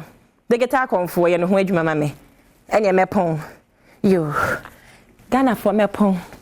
Nyame adoma wukuada Joseph beba court ase wa be kofi ampedu da che hini amampoma osmosis Thomas Adam Esther any Eugenia makeup madam ase awaka mi o bane nkwa echi bade mane nkwa echi ampedu mapo Meli o Meli aw be a guy Adom TV Carols night no sania afibia ye no Afibia Yeshia, our National Theatre this year on the 16th. On the 16th for Kai time no. Time no so 5 o'clock. Kai date and time never too trim. Time no so no wa ma. Hey, meba fie abegwa wo mesraw. Bomodia na tutumika. Enko ba bia fa wani nkyire ba bia. Eho na nigye wo. Eho na bibia wo. Eye Kumawood All Stars. and eba. The Carol's night eba. Men a Mary ne mame. Na Joseph na why na nim kuha. No baba pe me Mary awado no. Kwado fo carpenter ni. Wo baba wade me ba. Bra na baba to. Chewa e wo fie ho. This year Joseph met two tear fish of me. Met two tear fish. Na wo do kon akwakire wo maame. Momra e system fu me twa mo. Baby bia wo bia tutu mi kana bra. National theater on the system ye nhia. E ho be ye Manda 6. Ebi amekacho say de obuo ene ne de nyamesuro ne nyamesom o man ba pa ho do ene be ye adwuman ne ri akekere man Ghana e de asuo. Assalamu alaikum. Nyame asomdwe enka obibia ne anopedeso adwada. Nyame de arepa achiyen. Ye nanso ye besom ye man Ghana. Babide bia mekaka wo se tokoso efa ohubo snit. This time nye ye na ye bosum ye adwuma ne nko a. Wa wo ye ankrankra adwuma, wa ankase adwuma, wa onsa no adwuma. So pama de wo ye tre fitani wo ton ice water. Wo ton aduane wo kwanchen. Enkase snit no nka ho eye nyina idea. Me kan say me na kwakọ yom say adwuma na wo ye wontimi nye nkosi awieye ebre beba nipa dua no be ye mre wo ye hwehwe nye yie the fact is nipa no so dua na ye mre no so chese bio ye furu so beda mpan obedidi tu hia ba bia do kobo mu a na akọ ahomegye mu a obetimi ahwe wo akọpin so ba de beto ne sade afrew ene snit ene akọfa seed di aba na se mu a mo ye mu akasa madwuma no modie erno hwewei e mai sie unim se sikana wonya no bosibia no emu ha mo titemu dumien sane atiko enu na obetua dia masnet esa contribute na ebra wako wa ho megye mu asnet esase amo sika bosome no o sase a wo de ha mo titemu aduosia na esase enu so se no so sei afibia no entumu ebetumi aba yɛnhwɛ no sei sɛ bosome biara katua wote no ɛyɛ 10,000 Ghana cedis a ɛkyerɛ sɛ wobɛtua 1,350 Ghana cedis ɛde ama snit ɛsɛ wo contribution no ɛno ɛna ɛyɛ ɔhamo titemu dumiɛnsa ɛkyerepɔ enum no na saa 1,350 Ghana cedis mu no snit ɛbɛyi bi ɛde akɔ national health insurance scheme no so sɛdeɛ ɛbɛyɛ na date bi ɛkɔ wahomegye mu no wapɔmuden hwɛ ɛbɛyɛ ɔkwaso efie duasa no wotumi tua no sɛyia no a ɛbrɛ wakɔ wahomegye mu na snit ɛhyɛseɛ ama osika no yɛma 6,000 Ghana cedis so hamogyegye mu no aduosia ɛmɔhommɔho bɛyɛ sɛ ɛnsia deɛ wowotua ma snit bosome biara ɛwɔ ɛmfididuo yi mu no na wonim sɛ afe bia nso no yɛbɛto saa sika no mu ɛde ama wo sɛ wotua saa sika yi ɛde ma snit bosome bia nso na ekoduru abosome no ɔha ɛne aduowɔtwe ana emfie dunum a wonim sɛ snit ɛhyɛseɛ de wahomegye sika no ama hɔ a yɛma 3,750 Ghana cedis ɔhamogyegye mu no aduasa nson ɛne akyirepɔ enum adwuma bi a wɔyɛ no akɔnyɛ na bɛda hɔ ama wo ɛsɛ wɔn nso betumi akɔntribute kakra ɛde ama snit na wɔdaate wahomegye mu no wɔnya hyehyɛ pa a ɛbɛboa wasɔ wasene enti wotwa deɛn ɛnɛ yɛ anofa wo sɛ snit hyehyɛ a wɔmɔde aba ɛyɛ seed no mu na wɔdaate hyehyɛ ne nyinaa no atotɔ ne kwa mu de ama wo yɛma wo sika bosome biara afe bia nso no ɛntomo ɛbɛba akuakuo ahodoɔ ɛne nnwumakuo yɛ a mo members ɛne snit so wonto nsa mfɛ snit yɛbɛba bɛmɔ mo kyerɛkyerɛ na ɔma wo hia ɛne kwan a ɔbɛfa so a seed yi ɔmode ɔmo ho ɛbɛhyɛ mu ɛyɛ wo daate o enti fa no ɛsena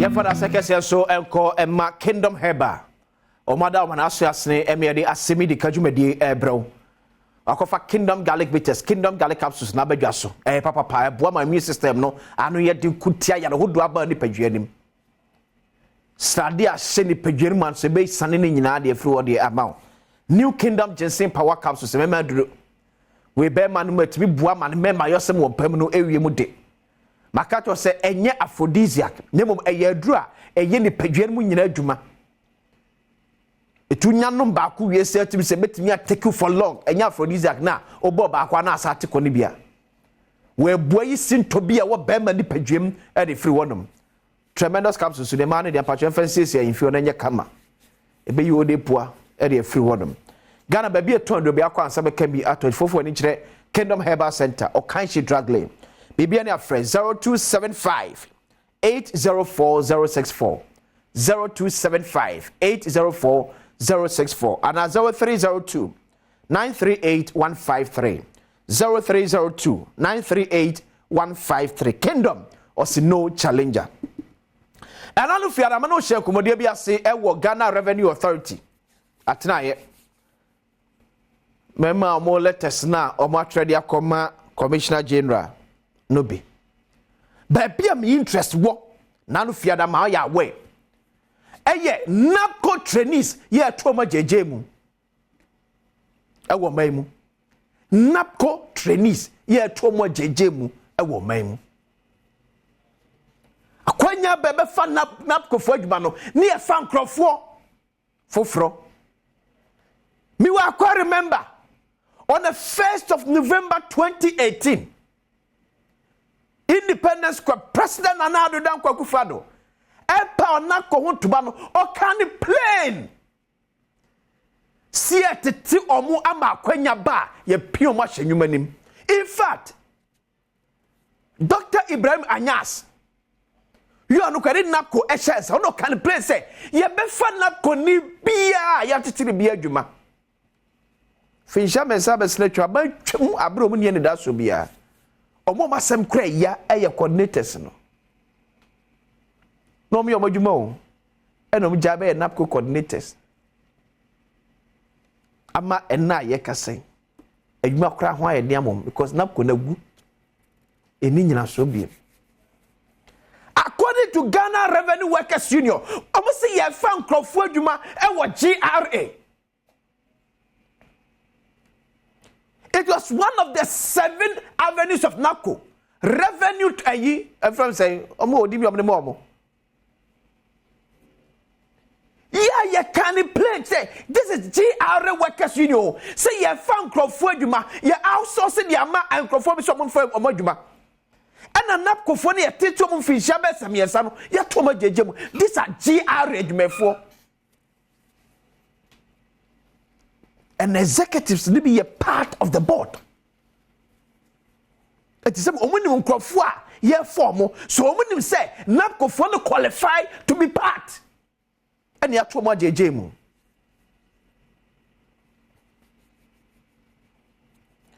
Ochina no be call NAPCO jumede nankasemo. Because to be honest, Esther nipa be kind by your memoir no said na amanyosem ye deniti no so be the ade ba no be raise issue kakra bi ho pe o ye disini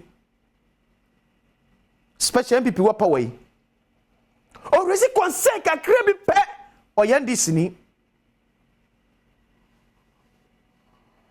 because NAPCO eba no among for raise questions time my Dr. Ibrahim Anyas Beka said after NAPCO, yani employ Obiano, people will raise questions.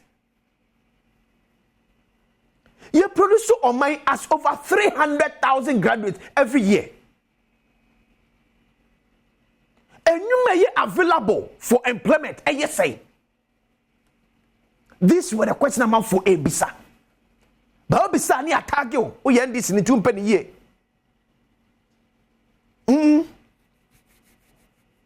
Who recipe ni atagyo? Oh, NDC for na tono. But this were questions I need pay anu ye to suit and find out say if NAPCO no is sustainable.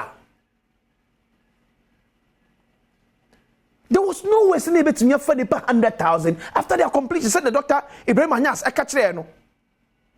They you contempo song. They are true. Because every year and you may available for employment, no, and not even 50,000. Oh, yeah, ma'am. And you may available for employment and not 50,000. etu de be ka tem se o train ni pa 100,000 na we be absorb boy any man pen for raising issue say south over 3 billion Ghana cedis na ye spend on napko no e ke de manwuma wodo e ye expansion e ko bitimi bua ye honom e na ba nwuma mbukra de se napko fo wi intimi fo madwuma no na ankrankra abanyuma ya giare akonya be do se ye mfa manfo adwuma no ye sen napko fo ho after say GRA amama ye part of their system for more than 3 years. You see him for moduma. Ye de akoma KPMG. So on tuna ni hwe Ghana fa na nyina no mpem crofon fa ma GRA workers. Adwuma. O hawa ya tem hono no. Sani ya ma amanyo sem edi anim no. Da bi aka ene be seye man no. MPP NDC because the nyabana raise critical questions sir we NDC ni who beside the relevant questions sir we MPP ni atwacho ni asem komo no but ye nyina ye tenase asoman and ye crossing all the T's ni dotting all the I's maybe can be do ba bia na adui you spending 3 billion Ghana cedis on napco traders and a kakra sa about 9 months salary arrears cross out 3 billion Ghana cedis. And you spend on napco. Omo 30 fie. Omo munya adwuma enu even 15,000. The last time Dr. Ibrahim Anyas was doing this calculation, no more munya permanent jobs best 9,000. Assume you say no correct. No more say munya permanent jobs 9,000 out of 100,000. He has spent 3 billion wa Ghana this year among certificate. When people were raising questions, and then the emphasis is Emma private sector no any expansion. Because of the Aresemu say since Ekosra, the likelihood so much for the pan more than a buying. Because I buy the only local IMF at 6 kimpe no.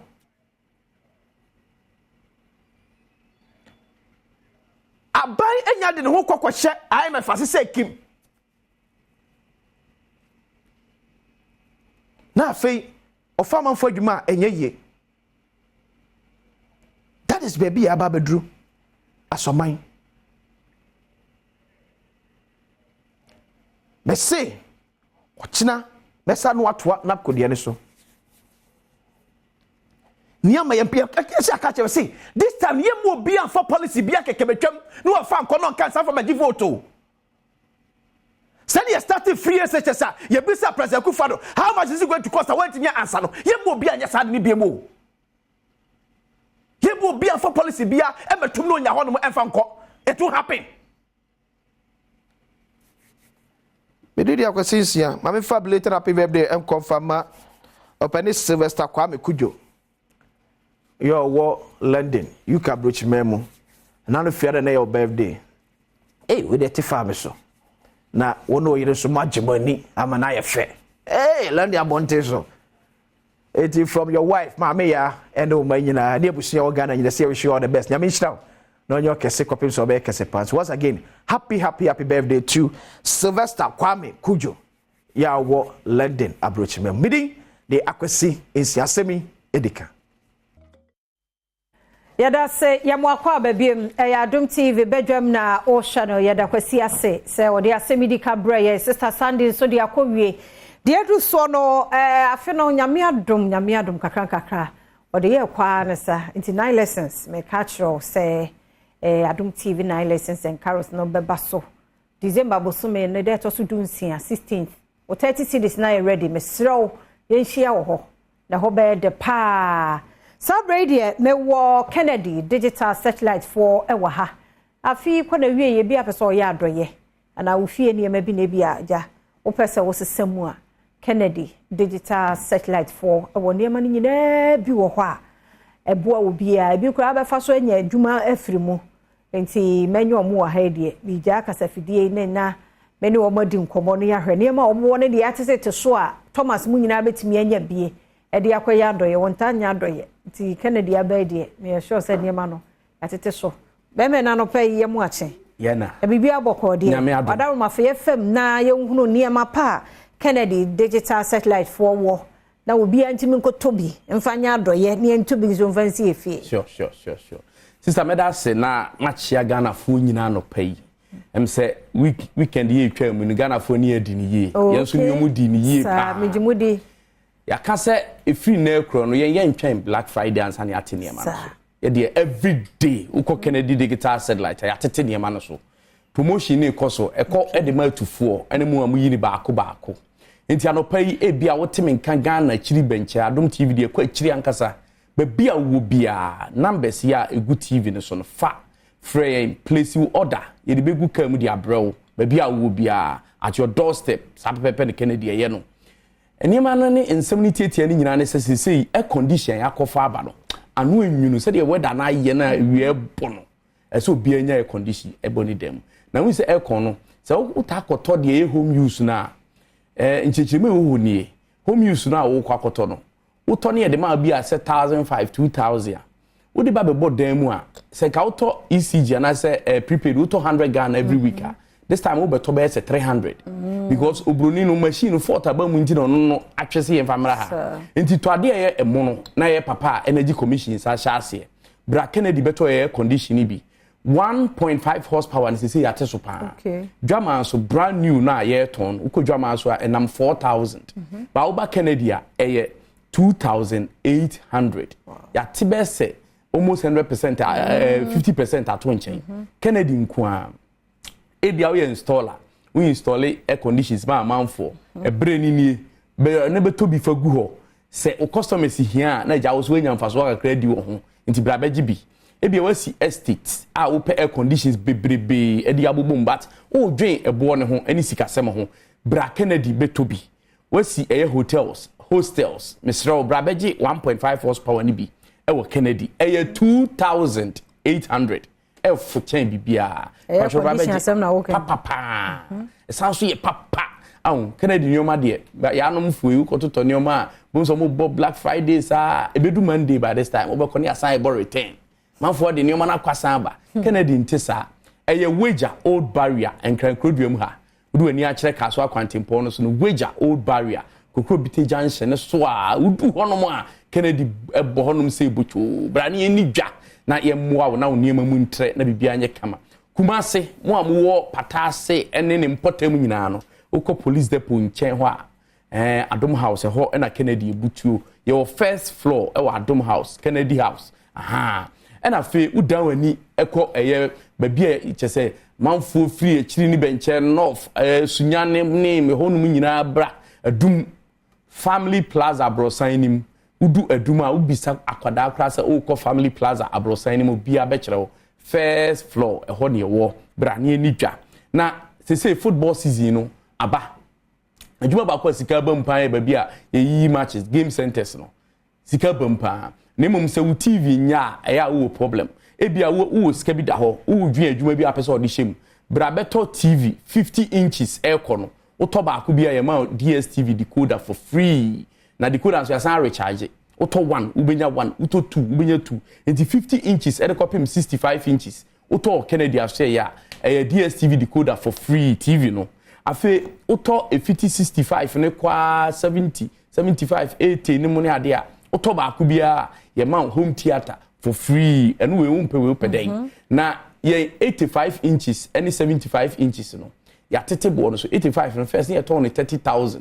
se say ye dey about 17900 wow ye turn 30000 85 inches so papa na ye 30000 ya te so about 17999 brabeji Kennedy ni o mapa ibi ebi America say wo takrade wo cape wo ba bi ti say ho wo pese utu nioma ni bi utu TVs pa na wo koton usan ye ho ade aka nyina eja wadwo ye TVs ni nyina ye smart ye odi phone ye bi otimi TV ni ye what ma say ye TV na ni da ho ayiramu dwaw enye de wo koto a ebodan ho na ye hyehye ni bi dabi TV ye wo Kennedy aso ye ya tete ni nyina so a enne ukodwa so se ope 32 inches atwa yamfa ma okra be ma 1200 1300 na emom se wura Kennedy shops no mu e wa Accra Kumasi ana wo fa e numbers egu TV ne so na wo frɛ ya eye 899 cedis Kennedy ne be ye wi obi ani ho betima ya ma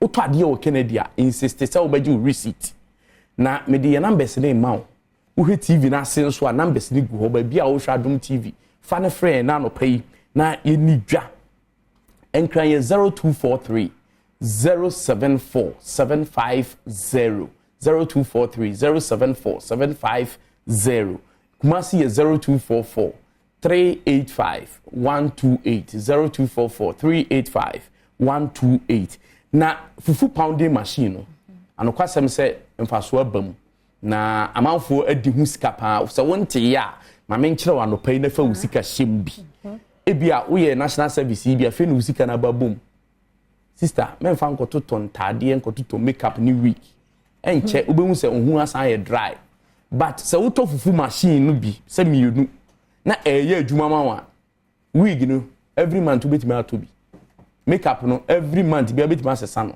so tere make na se ebia wo maame wa kura se wo akra ha de bia da se wo send this card come abrewa every month every week but the smart way obetimi ama abrewa so eho atono na abrewa so nyesika gu ne botom so obeto fufu machine bi e de akoma no ana se mpo wo so beto de ama obi de ya adwuma na wo gisika na wo de asort abusua na bibia e kama fufu machine yo de use electric ana se de use fuel nti brabeje wo de ye use ofie nso ebi wo ho bronya ebeba yi nya fe na oba na wo betete no na be wo fufu pampampan da bi atwam sese ni de fufu machine edam din efieru afo abakora ne nkran ha ko ha efieru adan de wadro kosi su ko wo ne pampan wa tu bomodin na beji fufu machine wo Kennedy na bibia anye kama TV na se ye numbers ni go fa friends a bibia wo bia Kennedy ebeje wo so na enuoma ne ma obi na bibia ye kama won so a ebia wo ye police ni yire ana wo ye soja ni yire wote barracks unya adwuma bia ka kire wo kunu se onfa ni pay slip mre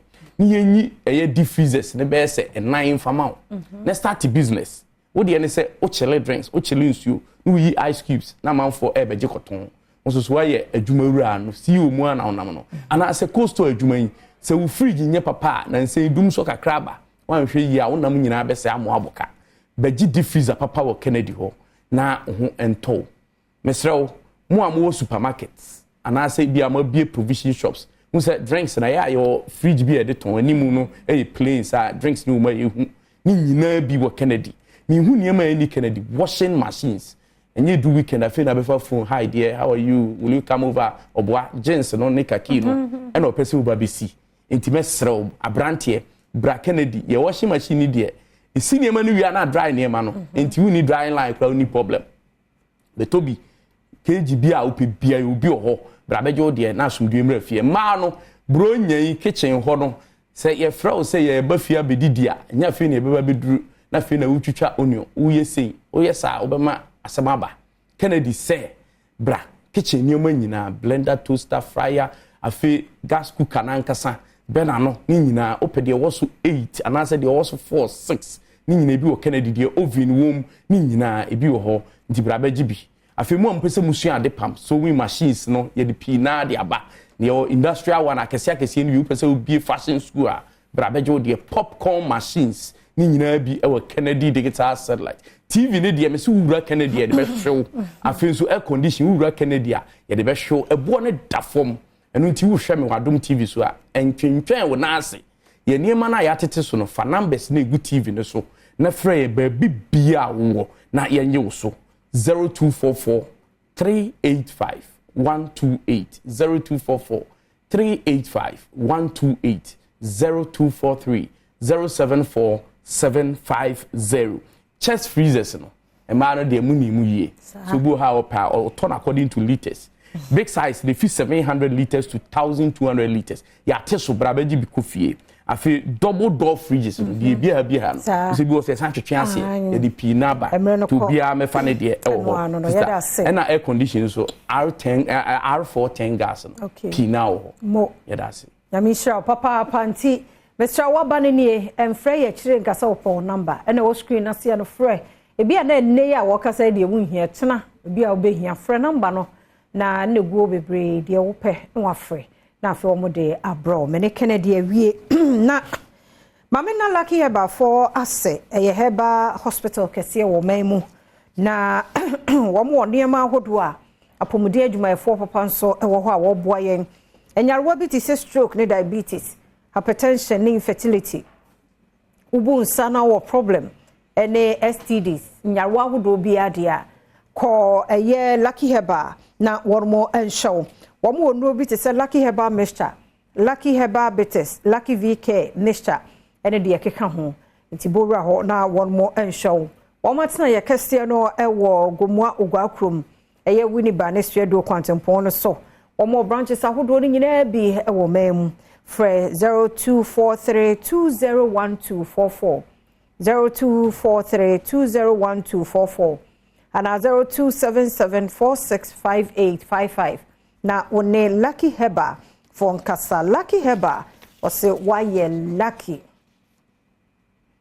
Franco Trading Enterprise so any free November 13th ede chrono one more edeko ending of November ti yen in term them say Friday we are na ba na wie Black Friday no koso den you beto bia no hamunchemu aduanan 40% de one more afa ho ka mobile phones na wo hia air conditions na wo hia fridges speakers washing machine television ni nyina Franco Trading Enterprise one more ewo bi one more CCTV cameras nso nti wo pesa wo hwese de security nso bekoyi a one Franco Trading Enterprise din sa wo so a wo beboa wo no wanya wo CCTV cameras ne be bia sa office ye fie na wo de aboho no wahunu nia ekoso fra Franco was 0246422338 0246422338 and 0555 9393 0555-939311 now on a Franco Trading Enterprise for any enkomo call www.francotrading.com ubenya won monso ho still phone papa fee a Franco Trading Enterprise Kingdom Heba and a Kingdom Home Estate for so any ye should know na your Kingdom Garlic Bitters and a Kingdom garlic capsules ewo ho ya boost your immune system no nyawa bia nso eyini free ho na boa nso mamoja no edi afru sunny years cholesterol wako hospital wako lab near so cholesterol was rad you hear a Kingdom Garlic Bitters and a Kingdom Garlic capsules no bi no bi na emo e reduce fat e wo mu na and normalize wo blood pressure no so enfama ye wo Kingdom New Kingdom Ginseng Power Capsules mema dia Thomas Mr. Kokope binom na emwa osisi na yo ya mental stress emma o different energy kra edem so sa wunya bi ebeboa wo na no pe ama wo more energy se de ogina wo na so wonnom New Kingdom Ginseng Power Capsules a mo awie mu na mo kure de bia na to osisi Thomas no bi na emwa wo tremendous capsules na de ma na dia abilonzi a wunya bi no mo ba babu na wasisuo na tumi aboa wo yi ahemfie ho kama white hawadwen we hear tremendous capsules no ebinka ewo ho a enikwan se ba ne sa oba wodro wadro eno no your Kingdom Home Estate nso ho yesa nyarwa no na afa ye ma baabi panso de tena enti wo de wo mpa asase no wakonya ho manso wo pefia yesi ama odadade a ene Kingdom Home Estate for enkodi ensa woso wo mo siesie ho kama bibia wo ho ensuo nkane akwan ye yi ni nyina ama efie no so ye kama bambo mu nso wo mo aye ne kama CCTV cameras no bi nso bobo ho no mu a generators nso siso nti edum kane apa na dem na wo kro no nti wo a wasi so a wani da kwan se wo pe wo dream house bi na mu manso nti na ne wo ne Kingdom Home Estate for edin sa wo so one more ewa Bree Botanical Gardens wo Boti Falls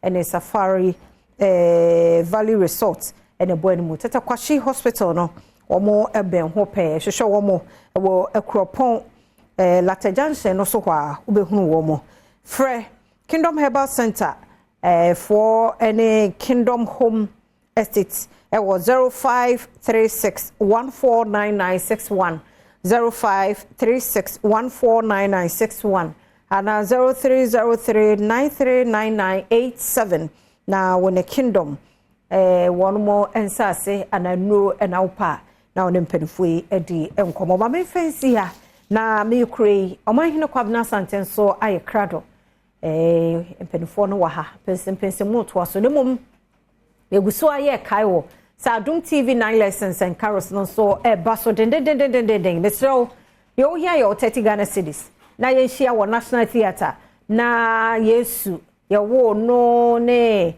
ni wo no mo nsam nyina wonim de kuma woodfo so wo mtumi ye wo be ye na wo sere wo release stress ni bi ti de o here yo 30 cedis National Theatre edanu du hontem 5 near be gate no 7 pepepe ni ashase adwon to nso de bi be koso multimedia kwa e the Christmas songs ni nyina nso ebema yen keke fosu so de odronyum no so atiase no de rewura mu kama e de amount ye kwaje ye ni awrade aye bebre na amaye nti Adom TV de enso ye beye ne ye ne ye manfo ahia asere eno no de no me pese mi hia o medofo na afini mu nyina mi hia wo de wo no unya kwan hwe mo TV no so ba mi hu in person ti nyame ya Adom 16 December ye nyina ye hia wo National Theatre ne ye mfo do modom na ye nko sere release stress mame fancy ya no ma hine kwabna sante ento aso me di afia amankwa tamaklo try to be so as men de afia amankwa tamaklo mame na nasamenda Professor Wallace and so agudi unsem sister Sandy be a guy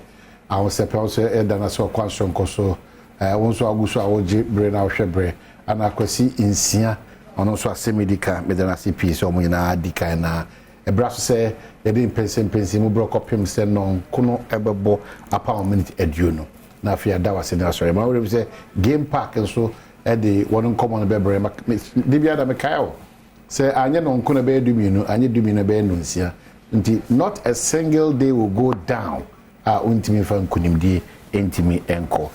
Well, on the dark side of life mame Emma Kenya say number 1 my hene hema mema ho yakoso kokra mjidi sa obo no guso hyewu abusua pen the late nana ya owusu ye ka se na me adoma sa kwantu na ekope ne kura bia kama no na me adoma ya wa the 30th of November ana yedene to empem nti ye no so ya wa da we de ni ma ye hyewu abusua pen nana ya owusu nti Kenya say titu ye 1 ebrim oseko fi o man hin kase pa ono hima adutwumu amosa nyina mo hwede na yakọ kase pa afi yanka se nya fifi bo afonso yenkai on the 2nd of December e wotakwa yenko tai na chi na onko kata ne papa echi fifi bo afo ye mo kokobod kanena owo Oman FM nti yenko tai na chi na ono so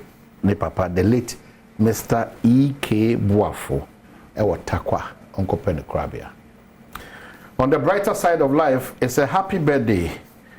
And Minister Agric Brian Echampong, so a member of Parliament, and also and then Ena Woda, and have a business magnate, Akwesi Diaso, also was Seshi Yoso.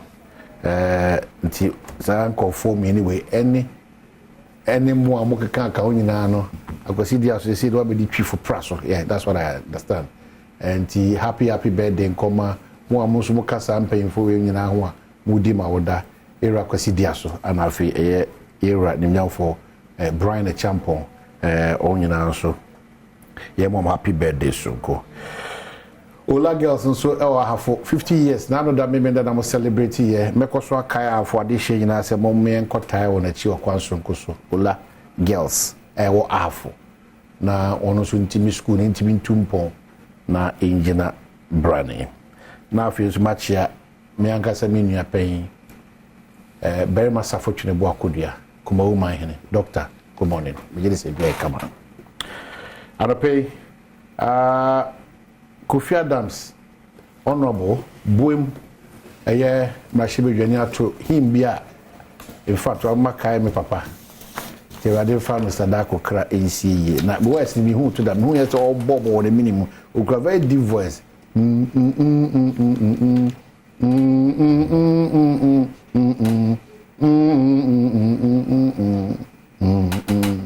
So, wow, you start the day like this. Oh, Michelle, just that affected me. Because that's one beautiful song I made, Papa. Okay. Yeah. Afishapa. Unfortunately, my kind papa just last week I'm going 1 year. Oh. And what affected impacting me this morning? I'm just reflecting on my papa. I say, "Oh, sure, because I had one canny, I had who had him no nyajine." Anyway, white boom, NDC victory on the move. You better come on. Medasi, Rebecca say, Nyaminti, yen say, Adom Rebia, on one casa, be sorry, I or say, oh yeah.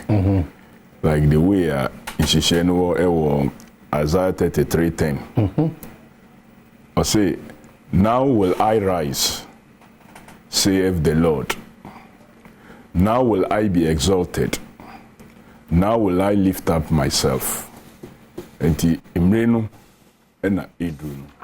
Say Yankupon obeye ni awo say oye. Na oman Ghana yitumi afa yentuma pa ye den. Efra. Na nia na enuanum libia no mojane nkrofo fa all kinds of miserable ways say yitu akwa brochiri. Because yen mi say ehode yenya koduru ho a anye ye kura no say anopa wonsan ka bibia ewia wonsan ka bibia anajo de osu betumi ayeden ayebi obi beye anopa obi beko ewia obi so beko anajo de 247 akana say no enti 247 ena me ka ho say enti minim say anye ye kura no o man Ghana yenya opinia wadwin saa de hu ubekwa nopa wa ye shishe ubekwa enti ubekwa anajo anye ye kura no in the same workplace no bibia nanka obaako pe na o ye djuma no nipa beye mienu na miensa beye djuma ewo ho so ebeba beye an addiction enti youth no ebra o mu bre esu ade bia o mu su kire na o mo amma ye bi no kura dane baby nipa bonifo because nipa no sorry a oni hweye oni bibia no he expects say wona wo ye ne kan fonti wona wo say wo ye bibi emano wontumi ye nti ena ama fraudulent person so take advantage of sa space no I need ye ena honorable ayipe na the special assistant enti ko hu me special assistant na tu say mi wala enye wo ye di ni phone na ya kwa create Facebook account na ye communicate with nipa on messenger as if say ye wo as a result of ahoche ajuma any onti nka say ajuma wo ho an na obekọ messenger so a okwa kutua bibia ma obi say jemiwa so ni nyina sa esu a yesu a dia bedru this point no God has heard our cry. I feel obekasa na minim say mi aka no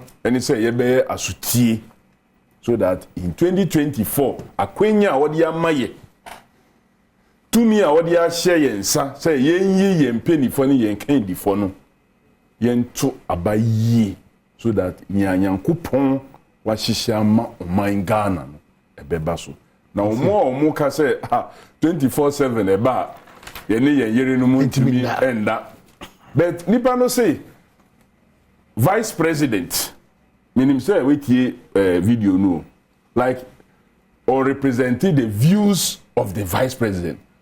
I was doubting but till now no minti bibia from the vice and the presidency saying kasa nipa no ka yeyi ni esinchen or say he understands you and this 24-hour economy he says onukura wankasa ye onu ni view regional minister he says anti vice president no dey asem no share nenum say onko kan binia Jesus Christ well eno chere ni situation na yewo mu say new ideas new ways of thinking new ways ayede ye niama no asan e wo bibi yakupon nankasa bekasa okay say un say mi share white part of it but unfortunately no Indra former my colleague as MP but colleague party member ono na o survey as MP and so na me be share name na name atwa ejuma no so ne mami aka baby enti on shedding any ebusuafo no na menim say at the appropriate time no ye be kwa akosra na bo ashama ashama ne ma enti on share bring back IP yes one we need to get na remember how na mean you know bring back IP na me hwe the NDC guy no ho no onye na my body adwo because but on face competition internally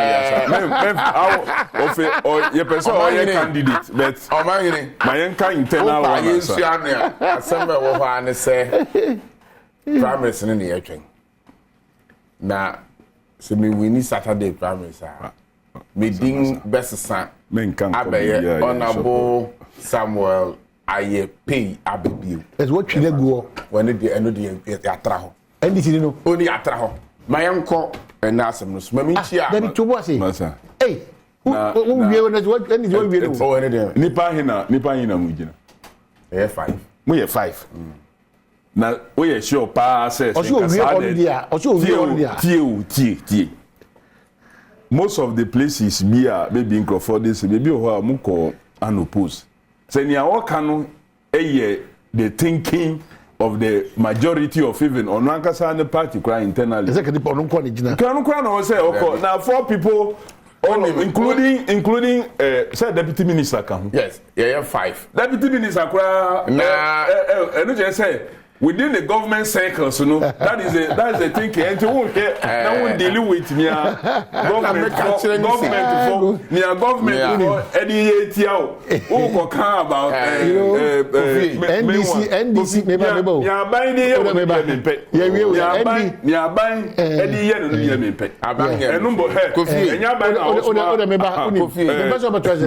NDC founder Kofi Adams Sase.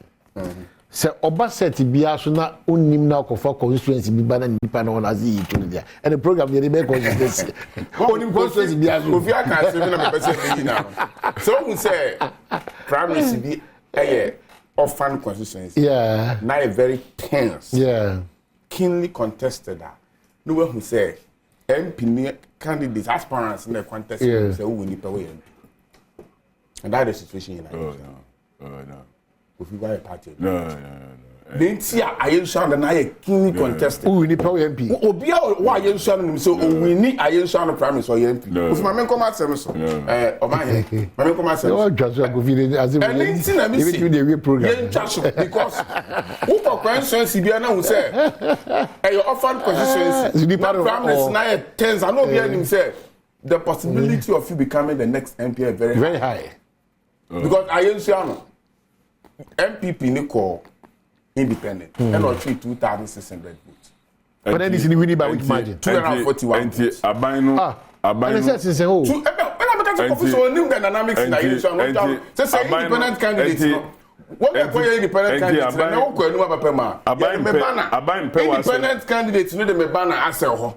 No I pay, no vote. It's independent candidates issue in the idea of Musuma. Abayin Pewa 17 or Musuma deputy minister say o ma me how. Obi Ansuma. Oh. Deputy minister on count front runners no. And you didn't know be how. On count front runners. We get 2 front runners. Minim ye ntia o moye o sa. MPP pa ade a wo ye ma. Ade a wo ye ma wo no. Ade a wo de ye wo de enye. Na ko fi wo no NDC na wo de ye wo bi. Oh, what do I? Na me na ye wa do na unya parliament. Na me nye MP. Na me say committee na me suma. Na me nye. Kofi Adams national organizer of the NDC. Na me sorry anopa area campaign manager. The 2IC of the founder of the party. Okay, so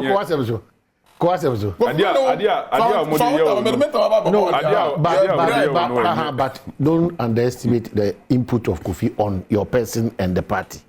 From afar, Adia Wayeno, they say Bequeen di Fatana, say a kono de bia do na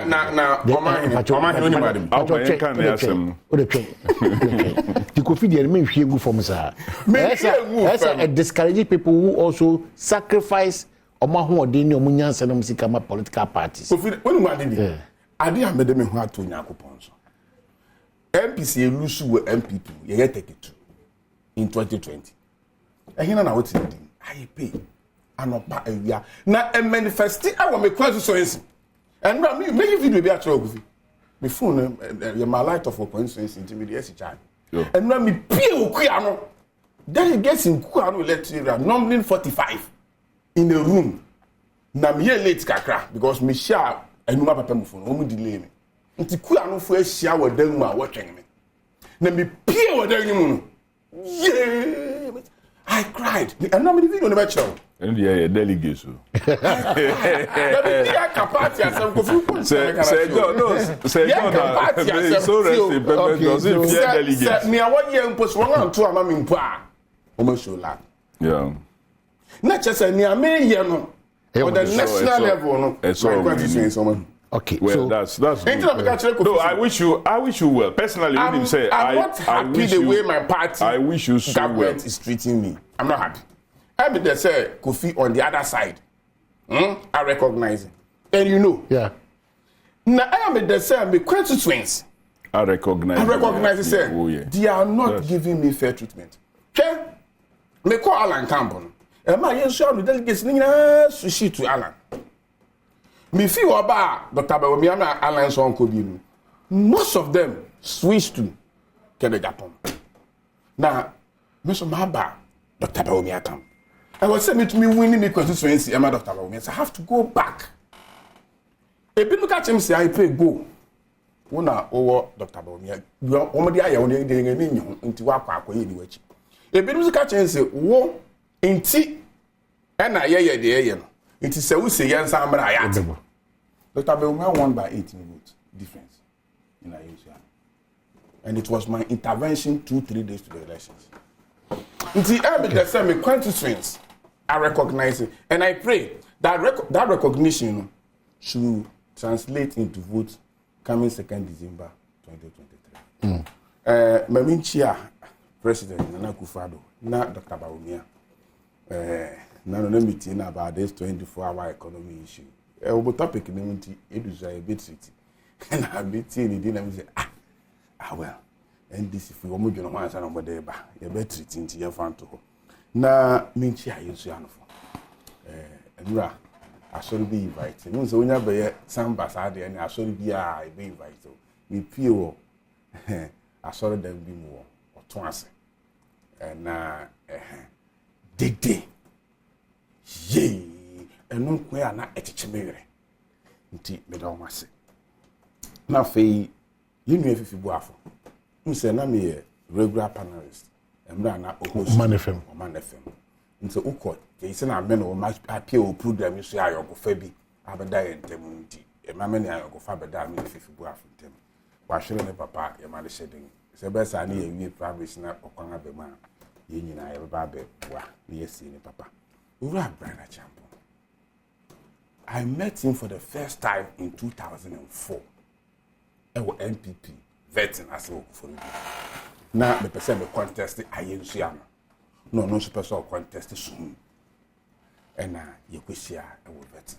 No matter to say, Abraham to be a very sharp guy, young. Also, could put you on a paransa.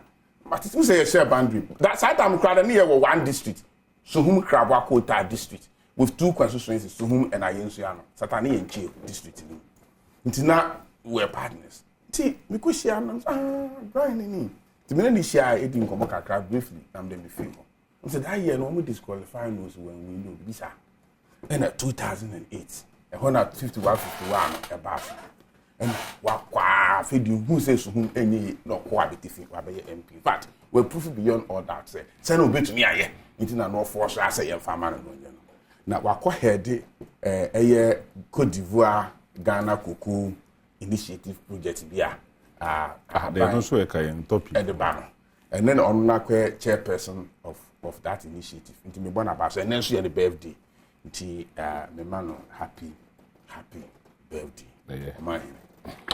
So 247 economy 247 yeah 247 economy me de me see ya me not 247 economy na ekoso me kaipa in some country na say ye ba nsoma bohuna edu awia na workers bebre na almost for buses also ya some canary for we run a 3 shift system 8 hours 3 nti bohuna anopafo beko na wapon na awiafo akọ na wapon na enwumire akọ na wapon nti 3 shift economy 24 hour economy enye bibi fufuro enne minua wokasa you so na akogina industrial area ahemrachia bohu wekesa buses a ede wekese kwa adwuma na ebi nso apon na ebi nso ba eno nso 24 hour economy se okokogina Oxford Street osua ubehu merry makers nipa omo eji womani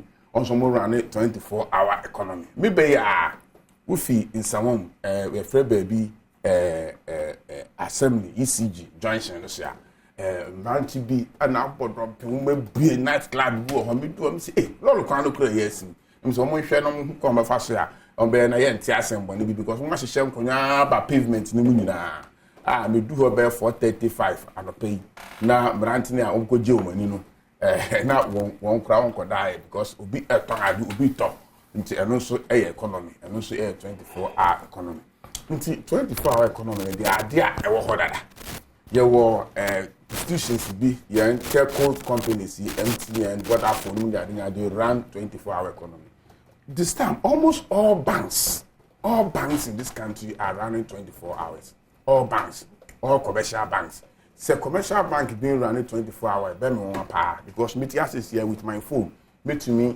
and I do midnight me to me sika e dey atade na riders ya review what they are bring fee it banks are running 24 hours our economy is already 24 hour economy and the person Ghana for you say Ghana economy is already 24 hour economy.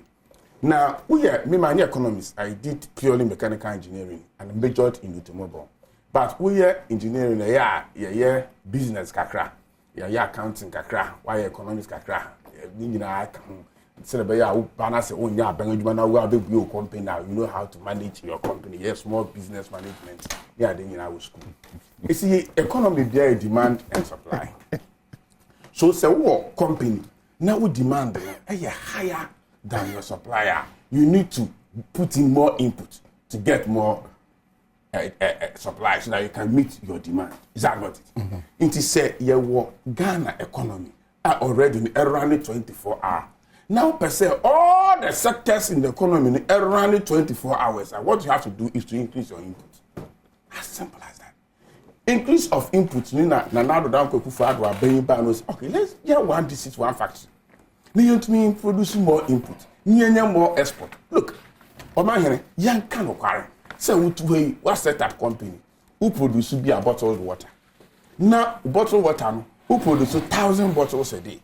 Who demand 3,000 bottles a day. Then what's away? You have to increase the number of workers around for one. Na ebi baba 8 hours no upon 8 hours no upon 8 hours no upon and no never more to meet you 3,000 bottles a day output now will be to meet with demand inti near ten say some person run it our economy and yes so kwa kojina baby no trigger no will be Ghana economy is 3 hours who be here but sa 24 hour economy now be trigger enye adwuma it's because demand no anywhere inti o your supply na e be keg warehouse. It's in here. I was saying, Ghana, if indeed we want all the sectors of the economy to run 25, because as we speak, Ghana is already 24-hour economy, except say, near sectors running 24 hours. The 2% sectors running 24 hours. What we have to do, they say, will be increasing demand. Now, but the flag bearer says supply so that you can meet your demand. The flag bearer says voluntary. The whole country. Almost starting of kakra. And yeah, say no, you started it out. And yeah, if you are starting in kakra, me bait national. Me child organizations be already running 24 hours. Maybe na be TOC they will provide incentives. At the end of the day, so be our be adwuma 24 hours. Now be running in the night, you know. You must sign incentives. One try, obi be pushing the production into the night. So na be obenya tax waiver, certain incentives are. And spend more. It will affect government revenue. It is 24-hour economy is already in existence. 24-hour economy, Ghana economy, and 24-hour. It's yes, NDC for. So when your campaign message, they should go back to the drawing table. Kofi, the more campaign message from it to Ghana, and where they are fat, big time. Big time. The kind of economy is already running 24 hours. Near you see anything. And what say you increase demand. When you increase demand, your supply will also have to increase. And for that matter, no production must increase. Production here, the Nepal production. So when you have three set, this organization, you have three set of workers. A bit decreasing unemployment. It's in here can say, Abanga Shase, since you're starting, we are negotiating with Guta and other trade organizations. Now here the ban to importation of certain products are now produced. Maybe produce products be in your Ghana. And here farm ban and to so what the ban to say. I think you need more production. We have more production now. You need more workers. You need more time to run it our economy. Look, 3 hour economy. Let me say, electricity here run it. What is our peak demand at night? It is all about running factories, industries, never running night, or industries to run nighter. We here more power. Okay, because and you will be able to feel our solar generator, our solar street light, also. Yeah, power demand, akos. It is the industries be here, Juma. See, it 3,200 megawatts. That's our peak. I was say, we say, here more than another additional 3,000 megawatts. Are we looking at the challenges? And I say we are looking at how feasible. But without the challenges, how can you implement such no, but I'm saying, so feasible. It is already there. You want to say, the thing is running. Of course, 24-hour economy. Ghana, see, it's a debate now. So make a choice. Ghana economy, as we sit down here, is running 24 hours. Near ABI, you put me the account of which every government can add it. Say, you have a services be to say passport office, birth and death registry, DVL. Baby, I work 3 months. Now on sign count document. You find out to say a shortage of personnel.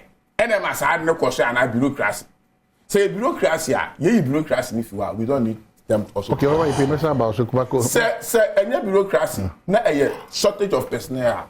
No more run a shift. All right, so that all the passport control within 3 days. And Dr. Bawumia can say 24-hour economy there. Once you have this internet system in place, you can easily, and it is already in existence. Okay, economy, simply put, is 24-hour economy. Maybe we take a lot of things for granted. We will be also 247 economy and no asana basa. Now, maybe our children different. We will be also the con. So maybe it's an appropriate time because some of us understand and they say there's a creation of an opportunity for industries, companies and individuals to work at specific times. Electricity born ebe form. Na etimi aboa ama mo etimi produce enough. Na engage a lot of the youth ammonia in the system as a means of also creating employment. And also be because as a drift to the bazar I pay akano. What it means is that Jifamko, nkukui, and the whole in Abaka Shanajo. That's a jar and a padiano. Now, another represents I much a distribution. The moment in Chilimuni, I be or Omahine yeah. Now, you see, at the end, Nima, a bio nature cry a trewa. Now, when ya a sutie ain't ya. A bear ding say, we see a BB, Ephraim.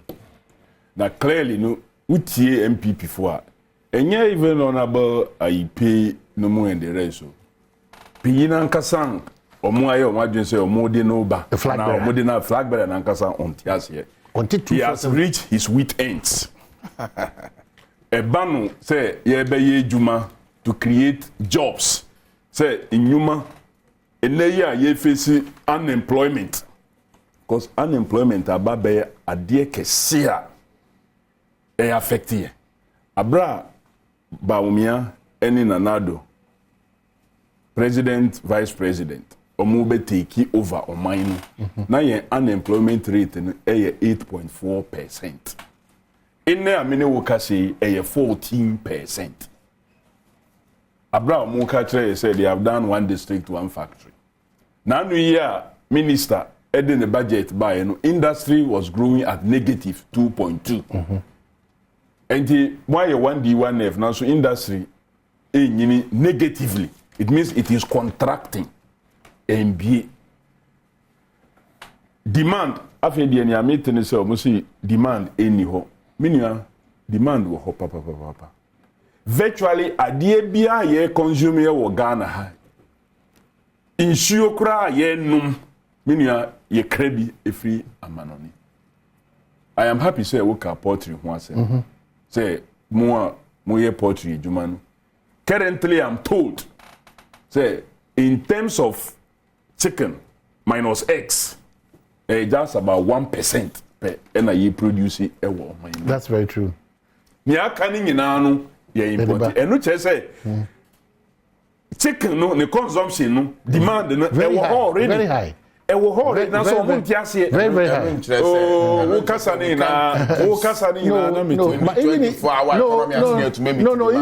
no, even in their case. Almost the boiler project, which I applaud them all the time.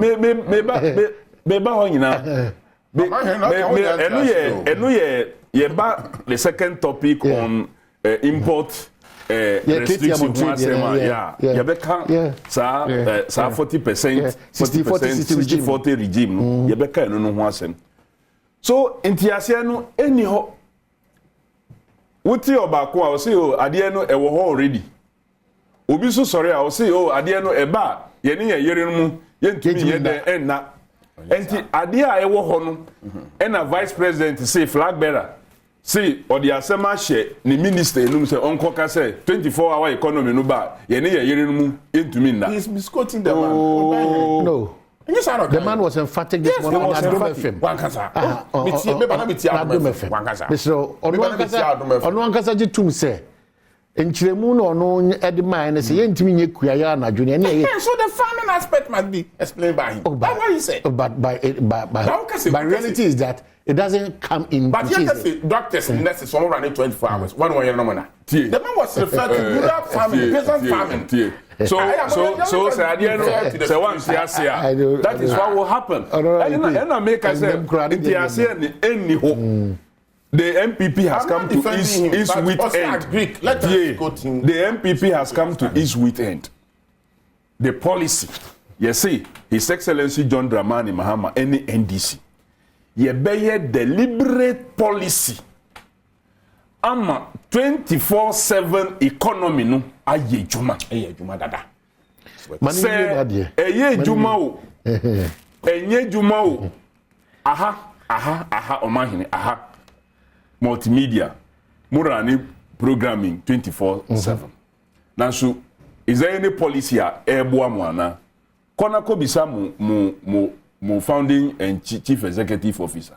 The way are all bre and our finance for accounts for to be able to pay certain bills because a buying any deliberate policy be say or the airborne says our policy in the bar multimedia mo betumi aye a number of even live programs mo live program ebe increase because live program we hear a lot more personnel we hear cameramen we hear production unit we hear makeup artists to make your panelists and then even host and say abide the deliberate policy ebeboa my employment aye den aba and yen to me tira won ka say oh because multimedia era ni 24 nti yen ye bibia emmoa ho menia bibia ni ho a ya ye ho as policy a any ho and yen ye bi da I'm happy say he cited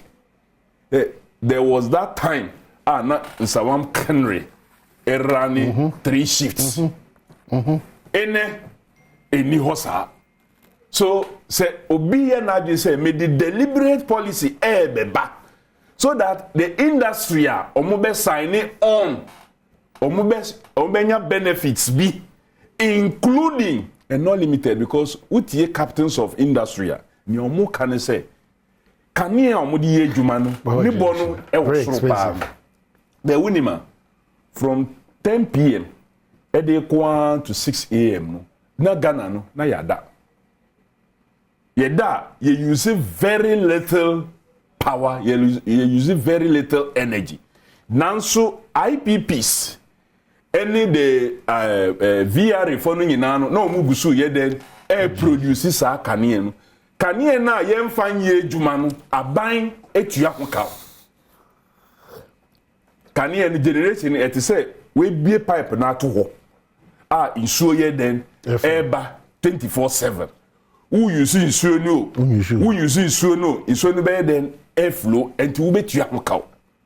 So aban say ade a me tua ho ka already a yen fan ye hwe no me din hihie pa eba so that omo be ye juma at that time no omo benya sa kane no at a cheaper cost, and it will encourage industries and many more institutions say ye the additional shift be ka ho a the cost of production no ebeba from cost of production no ba from a ye mixing in up total cost of production no so be then beba from, so we will become competitive in yama ye no ha no bo so be then beba from, so the consumption will continue to replace, that is import substitution. And yet currently they ye na ebo no ye then e was because of high energy cost to them. So adie omunim Oka, say, oh, and banks are running 24/7. Meaning, the banks that are running 24/7 are running only on E-level. They are running on E-level. Say, maybe, me wasika, ewo me bank account, ni mena me bank, no, omuye online, me to me then, e transfer, e de koma, ubiswa, owo, sa online platform. But meaning, say, me ni bisa, na maybe obiaba betua me cash or say me dikogu me account nim, so that I even do the online transfers and banks be possible. Possible. No. You can deposit money. We deposit. How much can you deposit? Yeah, serious transactions. Now we box ATM and you are putting even going to take it from the bank, yeah, kasa muma yen kasa adwin kasa asem na ye ka o enye obi a ode 500 ready question account ma ko kugina ATM enima or dey through ye ka serious transactions o asem na ye ka enye 200 100 ye de befa ATM, so no asem na yeka. We want physical transactions to happen. Oka yebisa o say oh e na choba. Meaning a choba be na Dr. Badwam say o mo 24/7. At least one of the popular choba minimal ebe mo higher heavy do any o mo run 24/7 +2. So clearly no intiasie no any you see a buying a deliberate policy ebeba ebeboa industries that will sign on omo exist already omo yet say multimedia no musumu signing on na mu be benefit, and there will be policy, there will be guidelines such that enkobano say because of Saudi oh me nye production anopa me nye production ewienti medini na beko. No, that will not happen. Okay, there will be regulations. No wrap up well na fi yako game park ye pemula enti yako abasisia.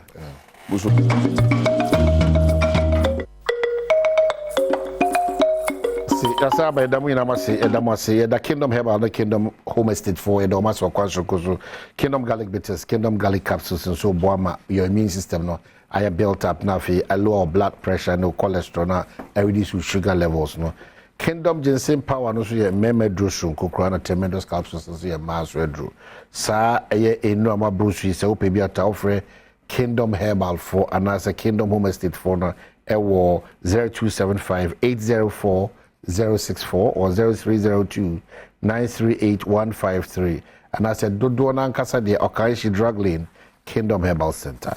Kel Chaco Toothpaste, and so another quality product from Samara Company Limited. A Aposia, JBD, and body training akɛseɛ ne abɛfo kwan so ana ɛde di dwuma so kokora nti ɛne sɛ fa deɛ wode pulse amna fitam na nya hode na nka na papa dia it should be Kel charcoal toothpaste ofre one so ahoma we so 059 380 9227 and 0246865798 na Samara Company Limited at Digital in the studios Kofi Adams boom machine and if we bring back IPay I ensure before and so in small do could we bring back IPay as candidate as MP as MP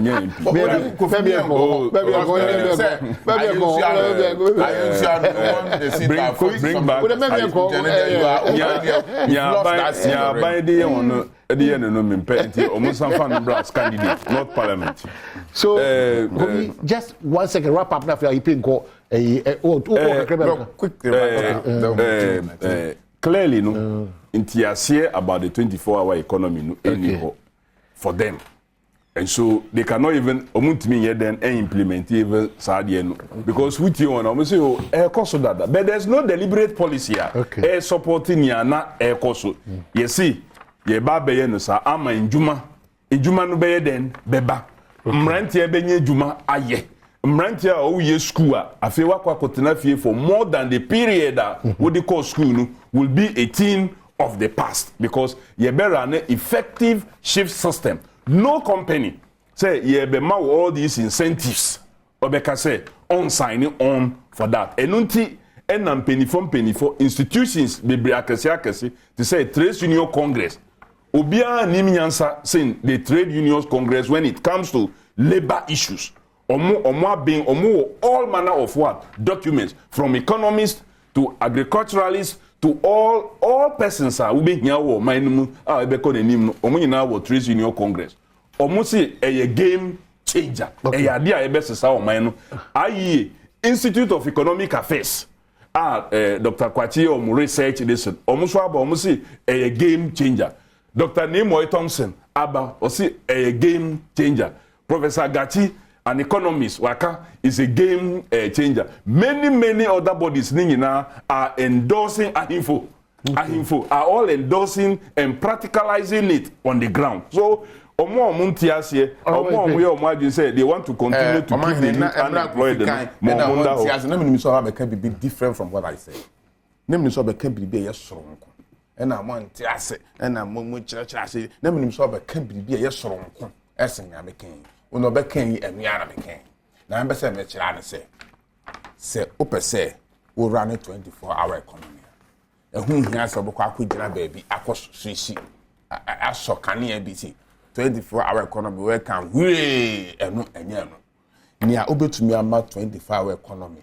Ye the down. Upper say, wish you can near ye become where. Near also we are say, Ube increase input. Say demand and supply by automatically no one of the increases are input. It is policy. Policy. So that is why we are talking about the 24-hour economy policy. Yeah, policy of one policy one factor. Produce more. There were policy of reduction of importation and supporting local product to produce more. But they are resisting. Even in Parliament, the minority is resisting that importation in a ban. Any importation ban or more any importation ban. They are not banning importation ban. Or more the license. Or more say, now no undetermined importation ban. Enquire policy. Now we are entertaining local produce. Now what we are producing more. And when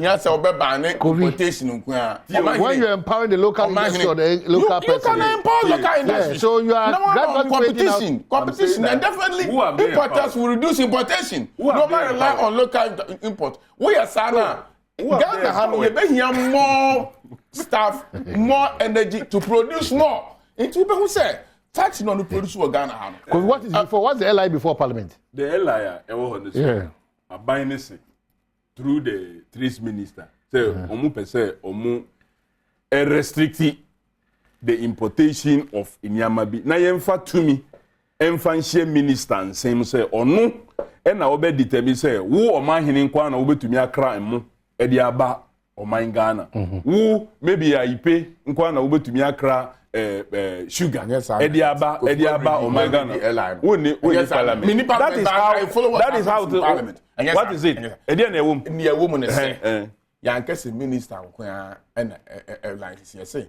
Yankee minister airlines is one particular person organization. What can I say? One of them we import permission. This is a Greek. Now one of them must have permission. Minister, but that's all no better. That's minister one company they are one queen. Yes, the minister. When him says there are certain agri produce you have to import by Ghana. I saw clearance from minister. Exporter. Clearance from ministry. When him say, I don't just say one particular company and minister that sign what really is. I can look for it. Minister of Agri. Where's our primary school? Where's our primary school? Yes, all the man here. I want to read out the lie. Yes, so that we all know that the majority, that portion. The majority, and I'm interested. The majority leader say that the minister should go and amend it. Whilst I'm looking for it, to the best of my knowledge, hosting the trade minister on Thursday.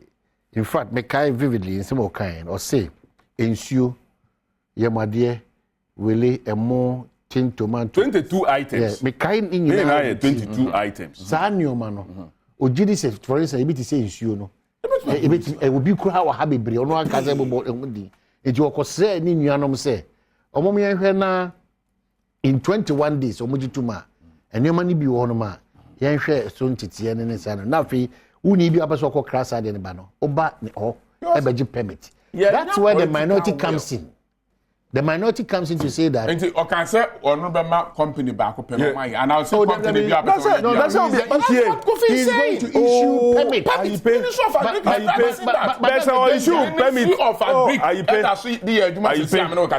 Minister of Agri, as number exported certain like minority.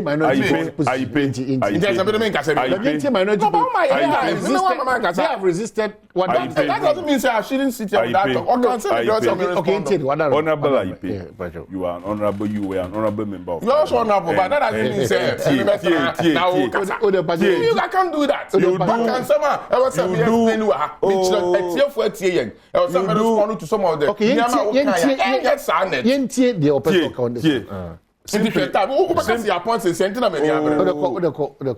how my men family from na maybe enobema what because me I was a teacher.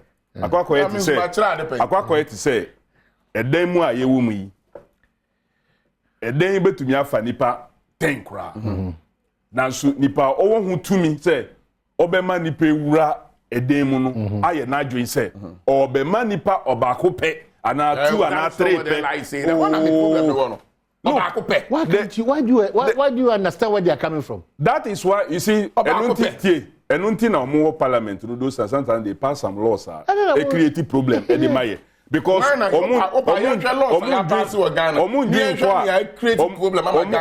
compared to you dream ko say adie ya ye be ye ko create this problem what the two me no e ko share minister say adie say wo pese wo kra onu na obema wo sa to me no say kra die no the minister of Greek he's practicing it now. The minister can decide as not being imported by exporter brute we see clients from the minister of Agric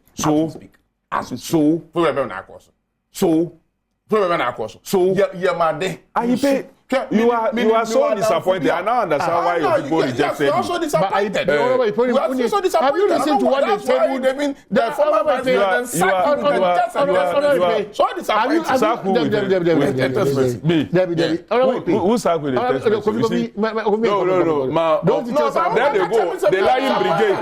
The lying brigade. They voted against you. Me with the text message. You see, ignorance is so heavy on his head or confusing Victor Smith or convincing Victor Smith with me. So ignorant. So ignorant. I now understand why Okasa the way Okasa because at the end of the day, he can't even memorize and keep things in his head. So he can't even memorize. So unfortunately. What man 90 me and 3 I won't mean but moderator make me blame now. No problem. Yeah. Kofi Kasa, me na me kan kasa. Me na me kan kasa. You be na Kofi Kasa. Na call commercial break. I was thinking say if you commercial break. Yeah, go break. We can say Kofi will wrap up. Kofi Kasa we no na ma me time. Sure, no can you ma chiro. The person respond. I was expecting you to tell him say, "Mama, I pay time. Who will be a chiro?" Then he jumped in. Okay, so all right. No. I won't respond to what is the understanding of this thing? It is the American. I see minority. They are resisting. You are not doing one-on-one. It's on the you should jot down as I've done. But you were done with your conversation, is it not the case? Yes, and also. And you are not allowing me to talk. So Adarumon Pacho. I didn't talk. So what were you ready to talk about here? Mama time naminka. Mama 3 minutes. Into Kofi member. Okay. I don't need to write. Honorable Kofi Adams. Make us say also issues now. Yeah. But on your opportunity say issues na me raising. And we are no cool to one-on-one. And we say that's the policy. The ambassador me say Ghana already run it 24 hours. Young economy 24 hours. I mentioned institutions. Industrial, Julia Platinum, and in companies, plastic products, industrial. They run 24 hours. Meaning, I be depend your demand and your supply. Because some a private organization. Now me produce pen you kita me. Now school for adults to the such a way say pen na me produce I was said between me equal 3 shifts as an to me demand. I have the materials, raw materials, I have the machines to produce. All what I need is a employee in the public. No more 8 hours. Now me to me enya production so that I can meet my demand. That is exactly what I mean.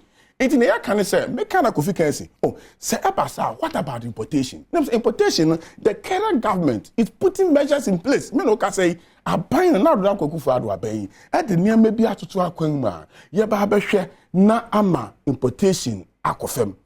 A typical example, and I mean, ban on certain produce. I for say, a who in say, amo being. And what can minister? No. And your minister, Ebeka will be a my sign on a book of Adams say, or no crown, I was all the Yama, the Bobia and family. Debbie, no more Yasha say Yama didn't yard, was said about me when they paid the ice with the won't me import. Win on a bit of father. It be a penny, you produce baby the organ, I'll go in that area, Coca warehouse into Minto. It's a quandas area, Rakotobi, Nabeton, the Bureau, yeah, my own for penny, because trade minister, per his information, company a produce baby warehouse, I enter. See, you increase demand in the importation of foreign products in the Kofema. And you open a book ring bell say go and work 24 hours. Now, Wakasano production and the demand in the air match into 24 hours. When you have more production so that you can meet your demand. Okay. It's automatic. When you run the economy with good policies, those things will come. Other countries, UK, US, President Ibiam ring bell. And find incentives who incentives are from local producers companies incentives are what they can do is they will produce more are cheaper to compete with the imported goods I feel here so obey here more production no I employ more people who are running 3 hours 3 shifts and no now say young corner ring bell now obi aja to move but when I catch the Ghana economy is not running 3 hours even here can you plan let us look at security. Police fine or soldier fine or bank be 24 hours. So no can say we know on electronics or via internet basis now banks need 24 hours. Physically a bank must open at night. Also increase security. Security soldier for always say can they run 3 hours shift? Just they are running three how do you call shift. One more running 3 shifts in a day. But the point is night shift so you run 24 hours banner companies will be at the end of the day you hear police will be no more to run the system. Well, they are going to be can say they have no ideas to create employment. They have more Badwam weekend. With you one from Dr. Baumia, a day to Nkitiwa or more a forming in Nan. Bibia any or more dream say or more baby create employment. Edia ma Ghana for mubenye jumaye then aye because we tin your mu kan yin say almost say ade no e cost already e cost e na ye wo situation na ye wo mu ye say aban e ba beye deliberate strategy deliberate efforts, deliberate policy intervention. Say, who be run 3 shifts now, ye de mwa, be mau, ye be supporto, whether with energy, whether with other incentives, ebe boa ama wetumi ye then I employ nipa no. Or say, oh, say demand no wa responsibility say ube employ nipa no. Demand no kura betumi awo ho. Now so because of cost of production nipa no be na adwin say memfa minye. As it is now, in Koko a yedi example, just 1% pe. Ena yitumi produce ewo oman no. John Dramani Mahama na ban eye nhihye bi say ansa na obi be kra Nkoko nam ede beba oman no no. O say wudi kan to 40% every Ghana. Local. So part of the policy was to support our local for no, to be able to produce 40% for you to buy. Now so aben buy no deliberately no omu yi sade no etonchen ema nne we are importing about 99% of our if a trade minister in Cameroon now almost about $542 million. Exactly, and even more. Yeah. Commander Sugar Factory ya tuhe it has remained there. Omuntu min commission ya am a factory ne beye den beye juma 7 years running into your 8th year. Nothing has happened. You see, John Dramani Mahama Beba, just as he did. Ewo post ene post ukotema MPS omu running 24/7. What about the other winger, Ghana Post and Harbours Authority omu control the remaining 30-40% omu control? How do they do it? They close. Go to Takoradi, Ghana Post and Harbours one or more running. They don't run 24/7 ever. They don't run 24/7 ever. The palace system, they run 24 hours. They run 24 hours. Terminal 3, who runs Terminal? MPS. You see, ye kasa. You how you were an honorable member. Read small. I was the chairman. I say read small. I was a member of the committee. Terminal 3 is run by who? By MPS. 90. Then I'm and then I say Terminal 3 is running. Terminal 3 is running. I never say so. They say MPS are John Dramani Mahama. And now, or the buy, you know. And then Mahama and the MPS buy 24 hours. MPS for President Kufo. Look, no. MPS. President Kufo and the MPS buy. You see, stop lying. Sit down. Stop lying. MPS. Stop. President Kufo and the MPS buy. Stop being a chairman of roads and transport authority. So MPS was drawn by President Kufo from Terminal 2. MPS, everybody knows that. Was brought by President Kufo. President Kufo, I don't building Terminal 2 for 25 years concession. So it's only a Terminal 2. It's Terminal 2 running 24. It's Terminal 2 running. President Mahama, extension. It's extension of 35 years. This guy is something. Terminal 3. No. That one, I won't sit down and allow you to lie. MPS was brought to this country by President Kufo. Unfortunately, he's lying. That's how Kufo is lying. Oh, can't trust Mahama and the MPS back and everybody knows. It's not true. Say MPS was brought by President Kufo. Okay. That's the nature. That's the nature of SHS for us. When you do that, you don't bring a rowdy person to come and what man in Kasa? Mr. What man in Kasa? You don't bring a rowdy person today. It wouldn't say President Kufo and the MPS back. St. Andrews SHS for Kyle Sakwenya for a year GHS or Patrona a room now. Mesro, what is St. Andrews phone call on 0244 696911 and now 0207891004. One on Krabatani Bio Asin Fosu, a near Dubiasi Dun corner thing, Mankasim, Shama, and Afi Setri, as Simon so. TBC, one mature in an upper for SHS and St. Andrews. Oh, Kelcha could you page for Damase. Kingdom, Omahini, it's on record.